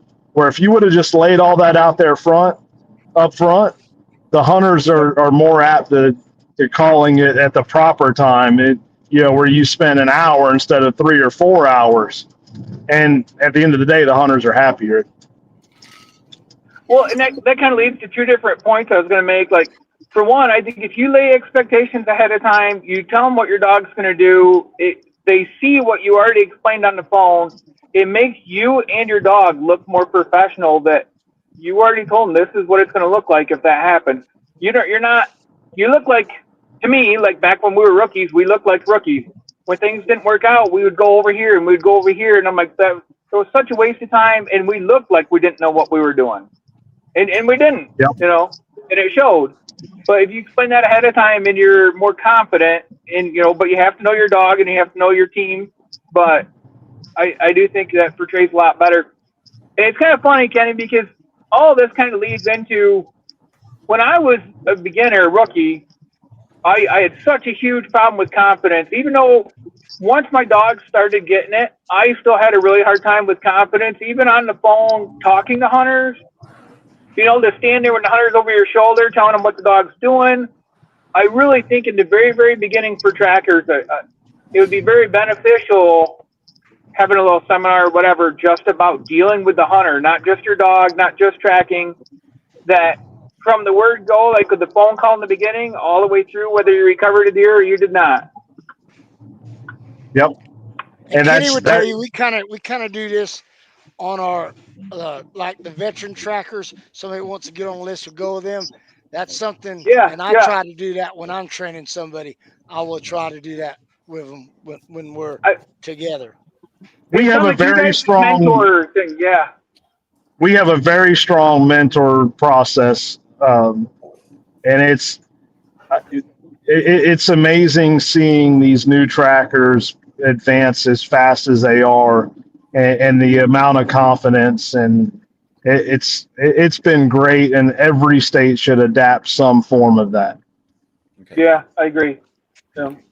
Well, and Daryl, it's funny you bring that up because Kenny, I've been meaning to mention, we talk about content for the Michigan event, and it's only a one-day thing, but so I've had several people mention the hunter interview and I'll say dealing with the hunter. Maybe I should say interacting with the hunter because it doesn't sound so negative. But so just put that in your arsenal of what right looks like for you when you come to the great state of Michigan and show everybody what the ABTA is all about. So, I've already got that. I've got the interactions with the hunters, the interactions with your fellow trackers, as well as the mentorship process. All that we'll be going over all of that. I look forward to it. Yeah, Lyle's big ass up here. And one thing I want to say too is something you said: confidence. Whether you're experienced or not, you need to talk like you are. And that's something we teach newer trackers in our mentorship program is be confident. And you can be confident and not know what you're doing because you have someone to back you up. And I don't care who you are, where you're at, you have someone to back you up. If no one else, pick up the phone and call me. Text me. And if I can't help you, guess what? I'm going to send you someone that can. You've got backup. I don't care where you're at. Yeah. And there's a way to do that, though. I mean, so be confident, but also be grounded in where you're at in your tracking career and your depth of experience and knowledge.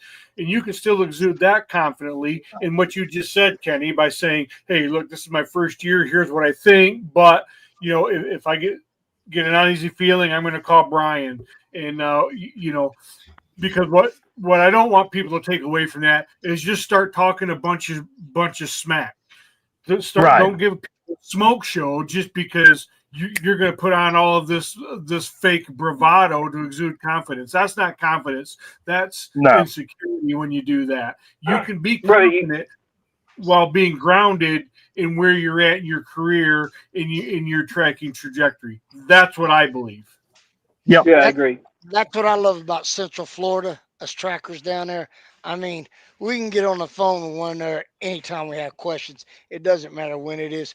We're a real tight band down here, and that's what I like about that. I mean, we call each other constantly during the season. Well, we actually have regionalized group chats. Yep.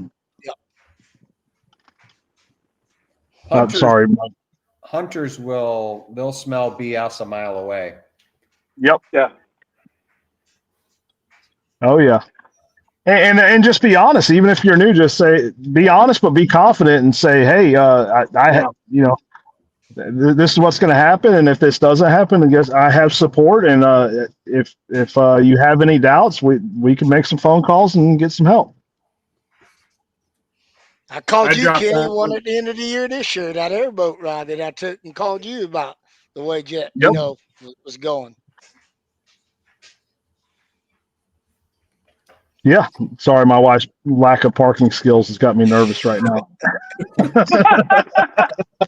Well, I will throw in there too, for new trackers, and especially if you're new and you're going off lead, any of this stuff, in your whole tracking career stuff, don't get too caught up. I watch numbers and I follow my numbers just so I know how we are compared to before, and you want to see improvement over the years in general, but surround yourself with people that you're going to have fun with. Yeah. Because at the end of the day, tracking has to be fun. And part of off-lead helps that be fun.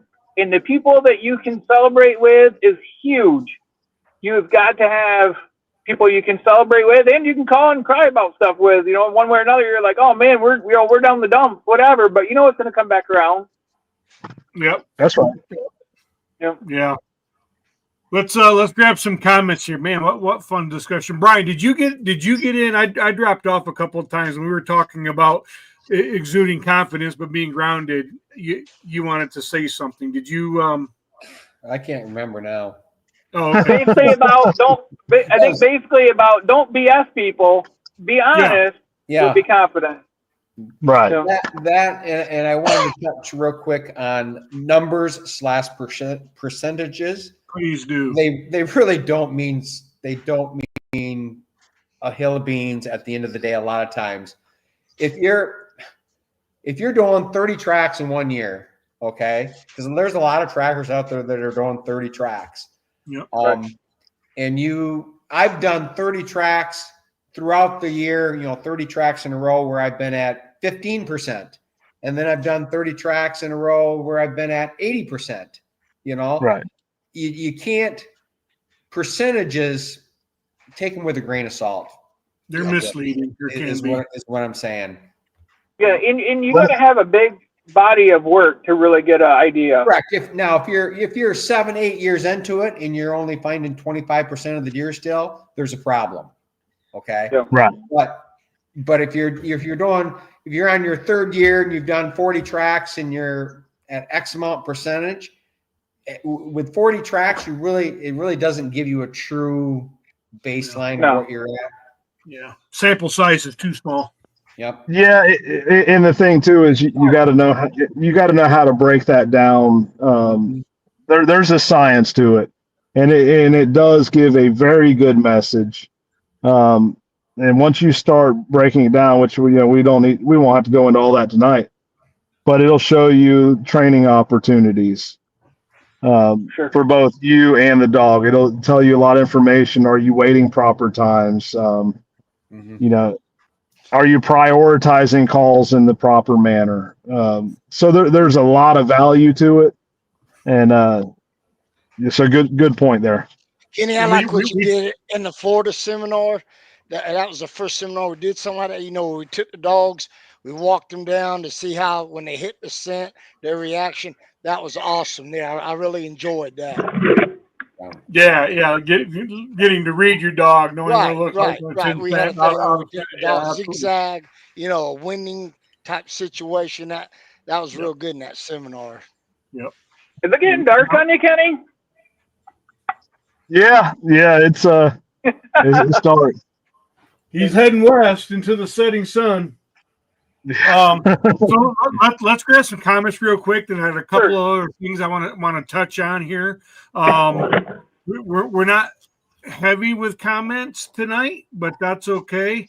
Chuck Darby says, "Do y'all take different dogs for different tracks based on the track details for those that have multiple dogs?"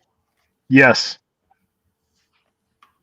Yes. I will say this. So on state land, we are supposed to, or let me rephrase that. On state land, we're required to track on lead. So of course, I'm going to take a dog that is easier to handle on lead in those situations. Now, if I have a leg shot, and the majority of the time, I'm going to take some bigger dogs that will bay and catch. And if I know there's a lot of hogs in the area, I'm going to take a hardy dog that can handle that if we come across them. Absolutely different dogs for different scenarios. I have some dogs that can work out situations or different situations better than others. So, and another thing too is when you have multiple dogs, you have to work the dogs. So many times people will get a second dog, and most of the time the second dog never becomes a good dog because it's never given the opportunity to. So I guess for me. Oh, go ahead, Daryl. No, go ahead, Daryl. Well, I guess now that Kai's 5 years old, now I feel like I don't have to. Even last year, I felt like I didn't have to babysit him anymore. The first 3 years, I definitely handpicked tracks. But now, if I'm leaving the house on Saturday, I'm just taking one dog, leaving one at home. If I come home in the middle of the day and swap out, it is what it is. If I'm getting out of work and I know I have one track lined up and I know odds are we're going to jump it, I'm taking Kai. Oakley's almost 10 years old. She doesn't really like that. I'm taking Kai because that's in his wheelhouse. But if I'm just leaving the house on a Saturday morning, I'm taking whichever dog. It doesn't matter whoever's up next. What about you, Brian? How do you choose between Bindi and Seeger? First 2 years, Seeger, I really handpicked his tracks. Last year, I really didn't. And I shouldn't say that. I still lean towards Bendy. This year, I'm going to try to split them 50-50. But I got to be very cautious of what Kenny said, exactly what Kenny said. That second dog, leaving him back home because, Bendy's automatic, and it's the old security you want to gravitate to her all the time. But last year was really a blessing. First week of December, she ripped a toenail off. So she was done the first week of December. So he had a whole 6 weeks roughly of just him tracking. And I needed that. And it was like, yeah, he can do it, but he did just fine, so I had, 6 weeks of just him. So that's funny. I've always wondered. I don't have a choice. I've only got one dog, so I got two, but you do. Oh, okay. Yeah, but Zoe, my Dotson, she was on two. I got her mainly for Carolina. When the wife goes up there, she can take Zoe with her, and she was on two. She found one. She's going to be real good. I want to get her with Kenny. I can't never get a hold of Kenny and him take her for a couple weeks of work because I have a hard time reading her, and she's real. And I got to get a collar for her because when she gets on a track, and where I lay my track, there's a lot of deer that walks, and we jump live deer almost every time we go out, and she'll start that wanting to chase them and bark every breath. Yeah, And I got you on the schedule, Perry. yeah. So, but I want to use her this year too. I want to start using her because I think. Well, Kenny, tell you, I took her with me to a seminar. She had only been on 3 100-yard tracks, and I had paid for another guy to run a track, and he didn't show up. So Kenny says, "Well, why don't you?" I said, "She ain't gonna do nothing." I said, "Yeah." Finally, he talked me into it, and I took her. She passed with about 20 seconds left. She passed the test. Nice. Yeah. Yeah. So I what? do want to Just say kinda- something. Oh, go ahead. Well, just touching base on what you said, you were 100% right. The only reason that I have confidence now with Kai and that I know he can do it, my wife kept pushing me in the beginning. Everybody that knows me knows my wife and Kai have that connection, and she kept pushing me. So many times I would go to take Oakley, and she's like, "That's not fair. You need to take him." And I'm like, "Gosh dang it, it's going to take longer. It's not going to look as good." But she pushed me into it, and I'm so glad that she did, or he would not be the dog he is today.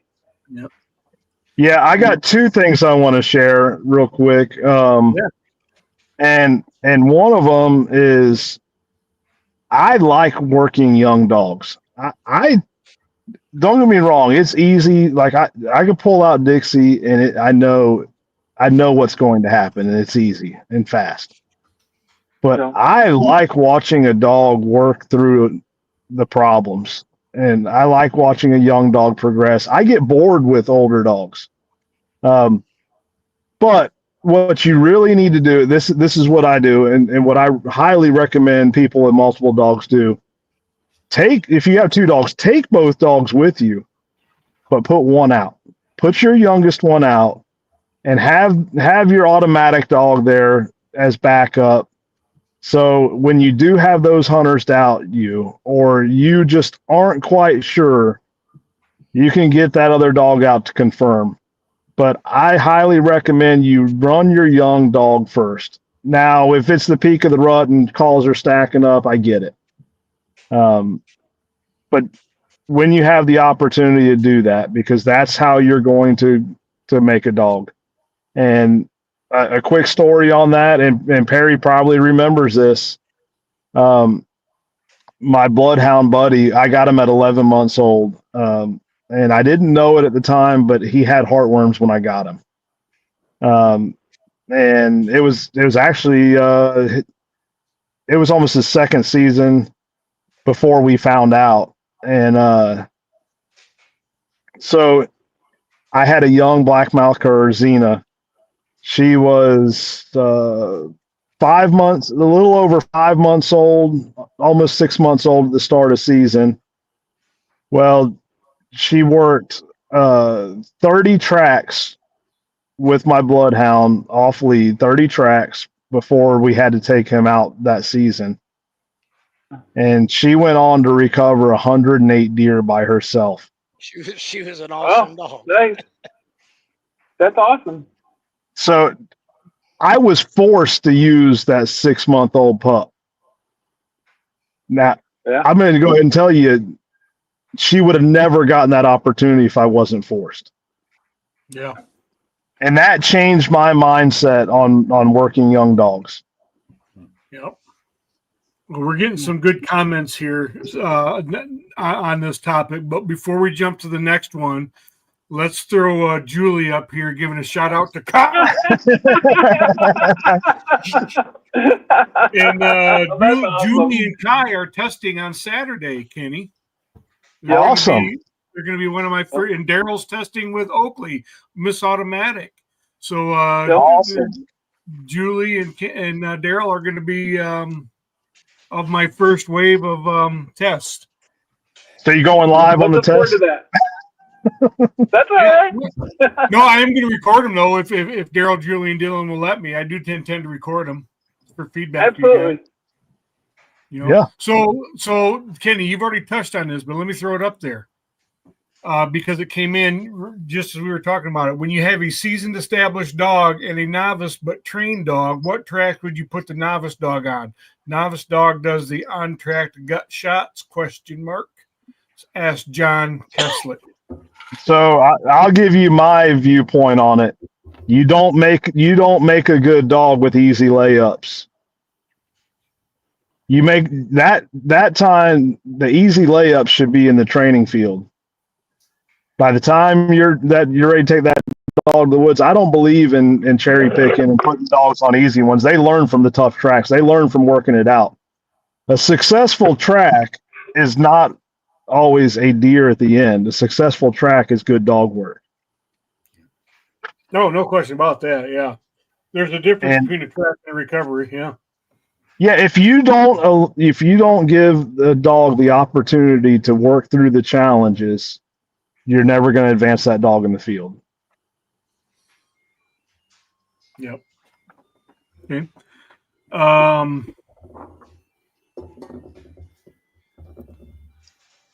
So on the bay question, Grant Bader, wondering if you guys can have any tips on how to train your dog to bay. Is it more of an instinct or is it trainable? I go on about 40 tracks a year and around 3 or 4 of them, baying is needed. Not a tool in the toolbox I need often, but would be nice to have. I still am tracking on lead mostly, but want to transition to off lead. I know she will chase him down, but I do not know if she will bay or not. Jack just did it. I'm gonna be honest. I never trained on it. Just one day we happened to come up on a deer that was on private land that was that way. I seen the deer get up. I let Jet loose. This was 3 years ago. And when he caught it, all of a sudden I heard the bark and I went, holy cow, and we ran in there and he had the deer bayed up. That was the first time he ever did it. So yeah, honestly, it's natural instinct. Can you train and bring that quote unquote aggression out? Sure, but it's still at the end of the day, it's the natural instinct. And one thing I want to touch on is make sure that your dog is in shape before you put it in that scenario. An overweight dog will get killed. I mean, and I'm just going to say, I mean, I was a very big guy. I'm still not I'm not a little guy by any means, but I was 370 pounds out there tracking. And I got around pretty good, but not as good as I do 150 pounds lighter.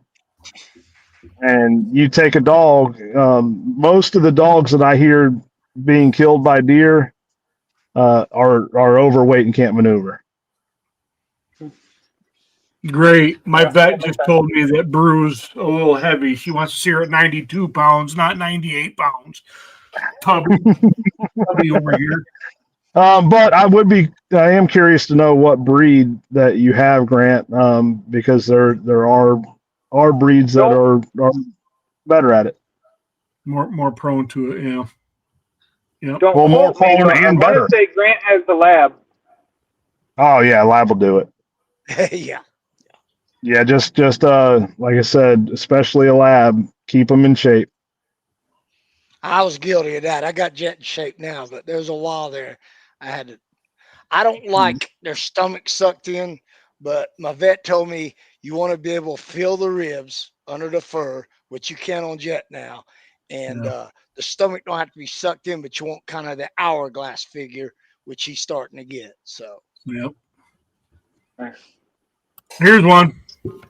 So what's the best way to help train from the crittering? Going back to our crittering comment. If someone else wants to talk on it, I'll give the opportunity. Well, I'll just I've seen a couple of presentations on it, and Megan Schmidt commented that they did distraction training specifically for crittering at the Oklahoma event here a few weeks ago. But in essence, laying lines, but in dragging a critter across that line and leaving it stashed periodically, flagged, and then working the line. And then when your dog gets to the critter line, see how it behaves and make the correction if it doesn't correct itself. Kenny, you're probably going to say chain a freaking alligator up or whatever weird shit you guys do. Hey, I'm not going to say we haven't used live animals because I mean, I keep hearing about the training goat in the goddamn chats. What you guys and your training goats? I think it's voodoo. I don't know what's going on in the house. no. So I'll say this: we'll drag. We have frozen squirrels and snakes, water moccasins, rattlesnakes, Snakes, coyotes, raccoons. I mean, you name it. We've got some frozen animals in the freezers that we will drag across the trails. Armadillo is a big one. Michael Alguire's got some great armadillo dogs. That was bad. But you can take that to a whole nother level when you have a live coon in a trap that dog wants to get after, that you're correcting. So there's a lot you can do. You can let your imagination run wild, and I've probably done it. But really, it amounts to exposing the dog to the various critters and making the appropriate correction and letting them know that's not their job. Is that the very elementary explanation, Kenny? Correct. Yeah. Okay. I don't know what Kenny's opinion is either. Like, it's not so much training on critters, but I think it plays a role. Like right now with our puppy Mela, she was born December 10th. We spend an awful lot of time in the woods, not tracking, not doing practice tracks. I want her to get familiar with whatever critters it is that we're going to run across on a track. If she smells a coon, I want her to know, oh yeah, that's a coon. When we're tracking a deer and she smells other things, I want her to already know what that is. She doesn't need to go explore it. She knows what it is. Yeah, that's a good point. We spend a lot of time in the woods just learning the woods. I broke Jet when he was on lead on armadillos, which, it was easy because the armadillo, he almost failed his UBT1 test on account of armadillos. He ran across 3 of them, and we just got totally off track. So I broke him on lead of armadillos. He was bad about armadillos. Brian, I'm glad we don't have all this other stuff. Good Lord. You got porcupines up by you. That's true. Oakley just got porcupined in the face a week ago. Yep. Let me just throw this one out there to help Larry out for anybody going to the Alabama event. If you have fresh hooves you could spare, Larry'd be appreciate any donations you're willing to offer in there. So there's I can likely make that happen. If not, Larry, when next time you come down, I'll get you some. But I'll make sure there's some in Alabama for you. So, okay, here's one I want to hit on when it goes back to the wait times. We were talking about, Daryl, the 18 hours and stuff like that. So Michael Pitt says, how do you all get hunters to wait for you to come back? If I told you those hunters that down here, they ain't waiting. They'll be back in there in a minute after we leave. They're going back to look for the deer. Do your hunters up there typically listen to you to stay out? Brian, you want to take that one? For the most part, they will. But I mean, once you build a reputation, and if they don't do what I tell them to do or ask them to do, I'm not going to track for them again. Okay. There you go.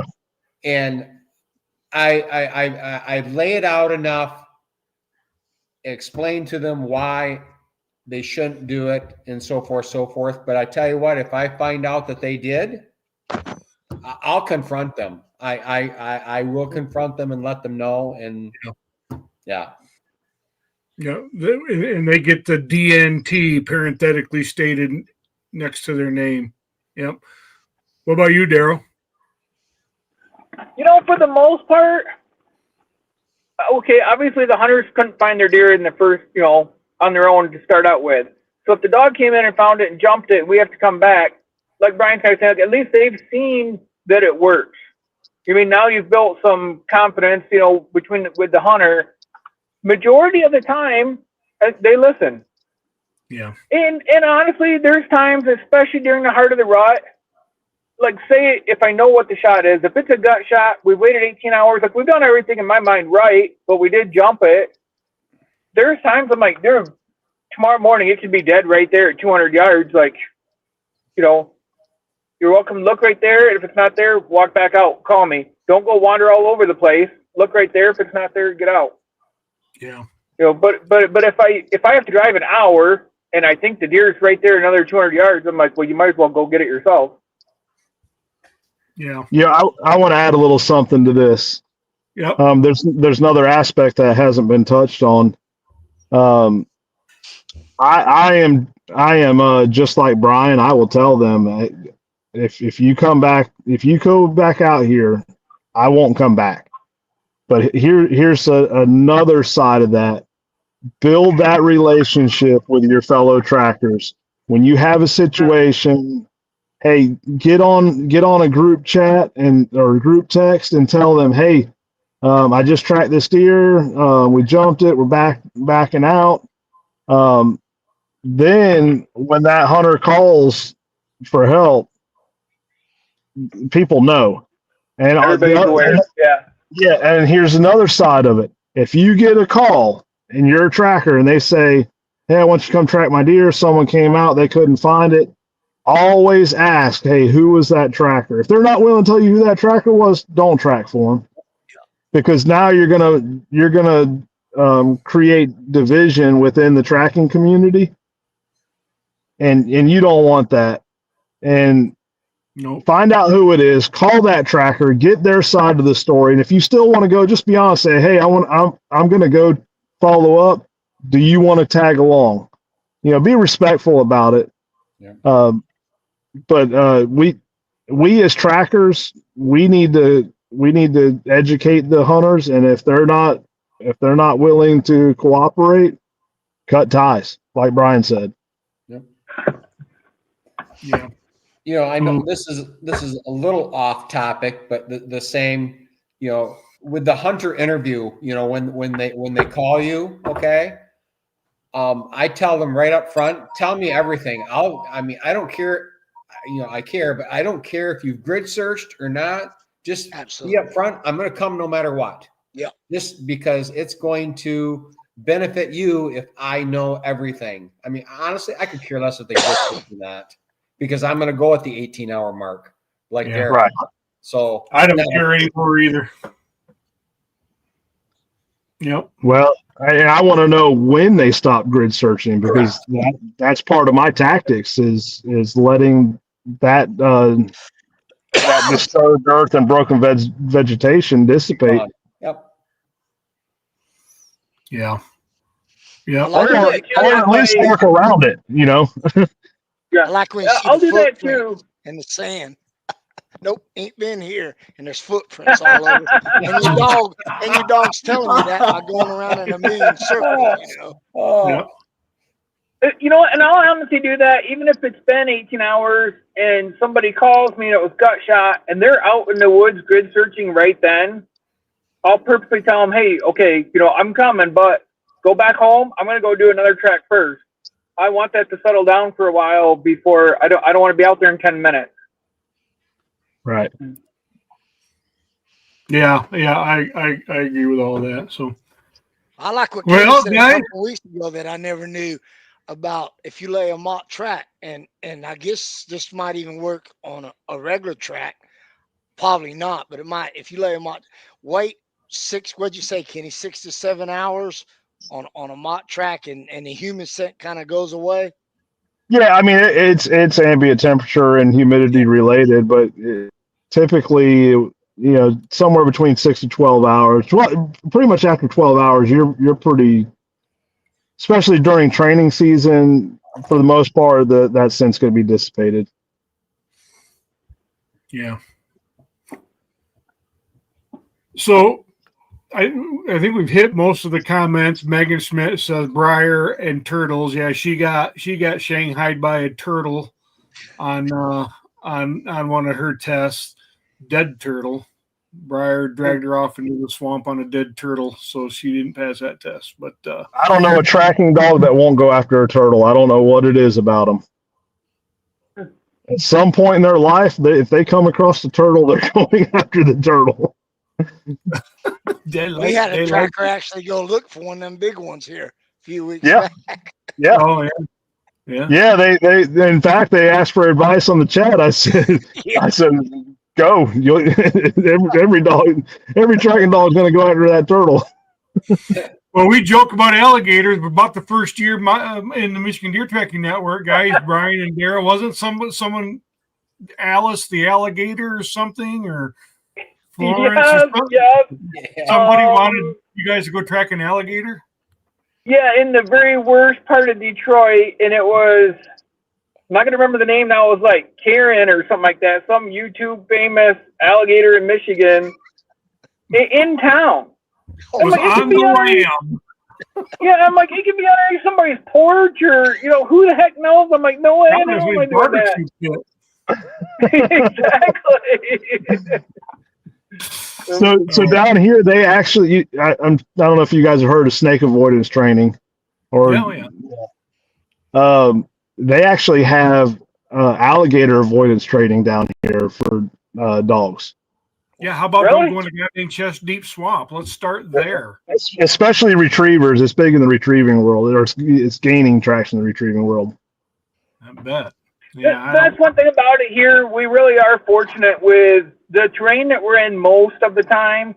I mean, we have some really awful muck that, couple steps is ankle deep, and the next one, you're gone. But it's pretty rare. But really, other than running into a porcupine or something like that, I mean, you could head out at 2:00 in the morning, and you really don't have to worry about much of anything. So y'all don't have coyote or wolf or problems. Oh yeah, that? we have coyotes. We have coyotes, but we don't have any wolves here. Way north of us. But I mean, we have a lot of deer that coyotes have eaten up, but we really don't have anything that's going to get us. Yeah, skunks, porcupines, and coyotes are probably the nemesis of Michigan-based trackers. Yeah, we got the skunks and the coyotes along with everything else. Yeah, whole plethora of things. Wait till you shine your light in a pond at night, and all you see is those red eyes. Oh yeah. It's fine out there, but I ain't going out there. Dang, man. All right, so let's we're over 2 hours now. Great conversation. We've hit the. Hold on, I wanted to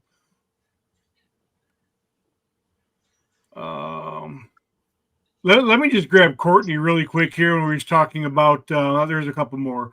Courtney DeMello. You can do anything knowing that people that are there to back you. Be honest, be truthful first. You can't go wrong in being upfront with anyone. And that's going back to what we were talking about, the hunter interview and speaking with confidence, but being grounded.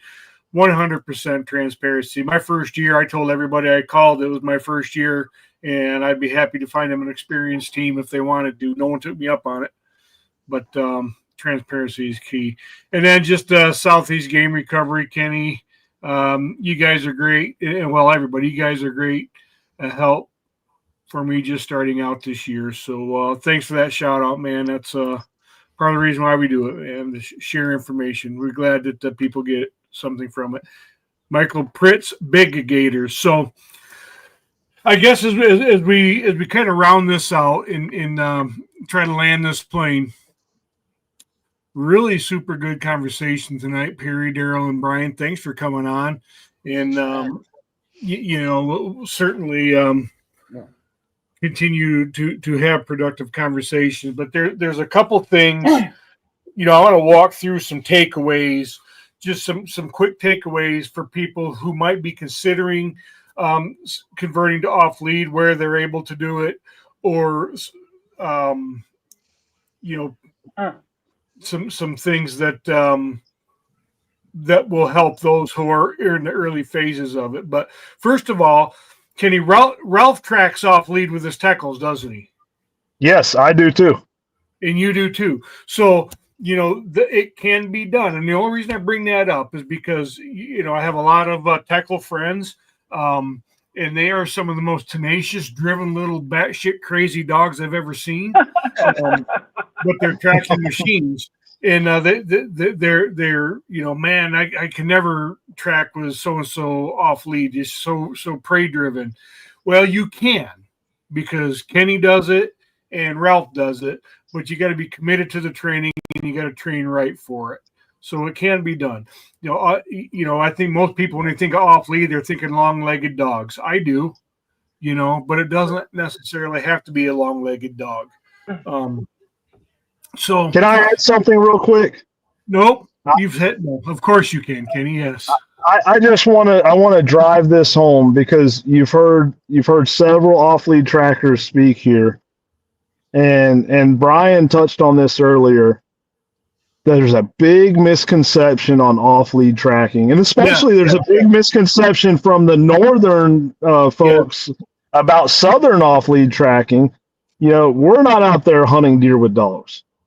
We are using trained dogs to track wounded deer, and I could probably count on one hand how many trackers I know personally that doesn't actually walk step for step behind their dogs. So when we're talking off-lead tracking, we're not talking just dumping a box and sitting in the truck and running the deer to exhaustion, or waiting for them to cross the road and shoot them. We are talking tracked wounded game. I just wanted to clarify that, because there is such a big misconception. And I'm glad you did, Kenny, because early on, that's what I associated it with. I know now that is absolutely not true. And so I'm really glad that you did clarify that. What else did you have? You said you had a couple points. Is that it? That was it. I just covered it all in one. Okay. So let's go around the room and let's each of us give our top 2, maybe 3, do your best to constrain yourselves, things that recommendations you would have or must-haves from your perspective for off-lead tracking based on your experience. Perry, let's start with you. Okay, I tracked for so long on lead that if you're like me and you tracked a long time and you're debating, where to go on and not, I ask for help. Like I Joseph Brown, I went with him on a couple off lead. My dog didn't really want to work with his dogs for some reason, but I did go with him. Laura, I think I've been with her. Other trackers and get their advice. I call Kenny up. Another thing is don't be afraid. I think that was one of my big issues, was just being afraid to go off lead. Start off small. Like the first time that I went off lead was kind of in a wide open pasture type area. I felt confident I could keep an eye on Jet, before you just jumped right into those real thick bad ones. Just take it a little bit at a time. Yeah. Yep, I agree. Brian, what are your 3? Obedience. That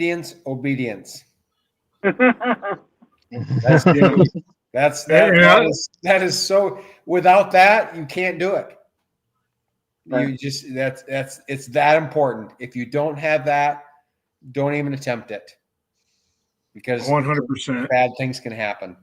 Yeah. Yeah. Okay. Daryl. Recall, some kind of beacon light, some kind of visual. And then the third one's a little bit different, but you've seen it, Matt. When you're off lead, odds are you're probably going to cover longer spaces without blood. Because when I was on lead, I'd pull the dog back because I wasn't confident. We were learning. Many times, instead of just marking it on your Garmin, I hang up toilet paper. I didn't see a speck of blood. But the dog snapped, the dog did whatever. I'm like, your deer was right here. And I put up toilet paper as we go. And the hunter can turn back and look just like they were tracking a deer, and they see toilet paper and it looks like you're blood tracking a deer. you haven't seen a drop of blood in forever. But I feel like that gives the hunters a little bit of confidence too, that little markers along the way, like, oh yeah, we're tracking, even though they haven't seen nothing. But they can So visually I like that see a line. Yeah. Yeah. Yep. That's all I got. I'm going to give a couple of mine, Kenny. Then I'll let you bring it home. But first of all, don't do it if you are not comfortable. If you're not comfortable, it is going to be miserable for you. So don't be pressured into doing something because it's all the cool kids are doing it. If you're not comfortable, don't freaking do it. Then make sure that you have a very reliable tracking system, whether it's Garmin or Dogtra, even if it's a $400 marketplace sport dog like I started with. If you're comfortable with it and it works, become very in tune with it and know how to use it. You can't go wrong with a Garmin. I can't speak to Dogtra, Pathfinder, because I just have zero experience with it. I know it's cool, but I have fallen passionately in love with my Garmin. And patience. You've got to have patience in building all of the recalls. So to help get over the anxiety is exactly what Brian said: obedience, obedience, obedience. And when Daryl, said recall, I'm putting that in the obedience category. I don't give a crap if my dog can play dead or walk at heel, but she better come back when I call her, at the very least. So obedience and learn how to use that tracking system too, because it lends confidence to you. And this even works on lead. Is you can look and see that line emerge. Daryl just talked about it with toilet paper, dropping that toilet paper. You can turn around and potentially visibly see a line emerge, a path. The same thing happens on that tracking system. You can look and see a bowl of spaghetti, straight line, bowl of spaghetti, straight line, or maybe a straight line. And that helped me. One time I was about ready to call it off. I'm like, and I got the hunter. I said, look, we're not really. I'm like, whoa, wait a minute. We are too. We are taking a path. I didn't really recognize it in real time, but as I looked at my handheld, we absolutely were advancing in a direction, and I'll be damned, we found that freaking deer a few minutes later. So be in tune with your stuff. Don't be pressured. Don't feel pressure to do it because it's cool to do. But once you do it, you will understand why we do it. Kenny? Yep. All right, so I'm going to touch on a few things. You guys hit it pretty hard. The biggest one being Brian's obedience. Now, what I want to say is you have to build a bond. You have to have a bond with your dog. And how do you build the bond with your dog? Through obedience. And where do you start with obedience? On leash. You are going to build an obedient dog on leash first. You're going to build the bond on leash. Then as you transition, you reinforce what you built upon on lead. You have to have a solid recall. And you have to know your technology, your tracking device inside and out. Not just the basics. You need to know it inside and out. You need to know how to read that dog on that handheld. And all of that comes from obedience. That's where you build your bond. That's where you learn your equipment. That's where you learn your dog. Yep. And I will say this, since it is an on-lead topic tonight, before we shut her down.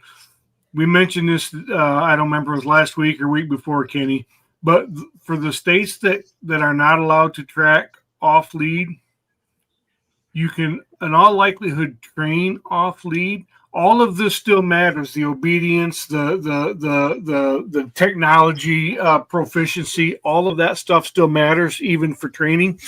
But if you can train off lead, even though you have to track on lead, you will learn what your dog problem solving really looks like, because you can stand back 40 yards while they're working through a scent pool with your arms crossed and just study their movement, because it's not being influenced by the phrase that Kenny uses, the dope on the rope, tromping over everything. So that way, when you understand your dog's problem solving tendencies and their problem solving style, you can then translate that when you're on a real track on lead behind your dog. Say, oh, that's right, I know that he's left-handed and he circled left, and then 2 circles left, and now he's circled right. That means the line is right here in the middle somewhere. You can learn that stuff by training off lead, so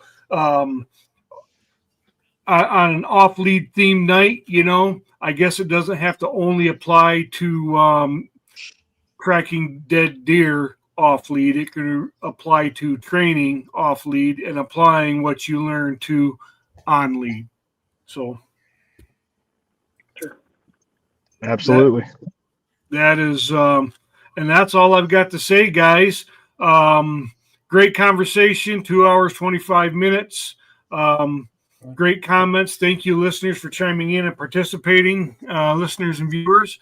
Next week, if we can pull it together, is going to be a technology talk, tech talk, Megan. So be ready to talk Dogtra. Kenny, be ready to talk Garmin. And, whatever other tracking systems we have that I'm unfamiliar with. But, guys, I really appreciate it. I know it was a long one. It was a great conversation, and more the good, less the bad, guys. We'll talk to you next week. See you Thanks guys. for having us. Y'all take it Thanks, easy. guys. Have a good night. Y'all too. Just hang with us, guys.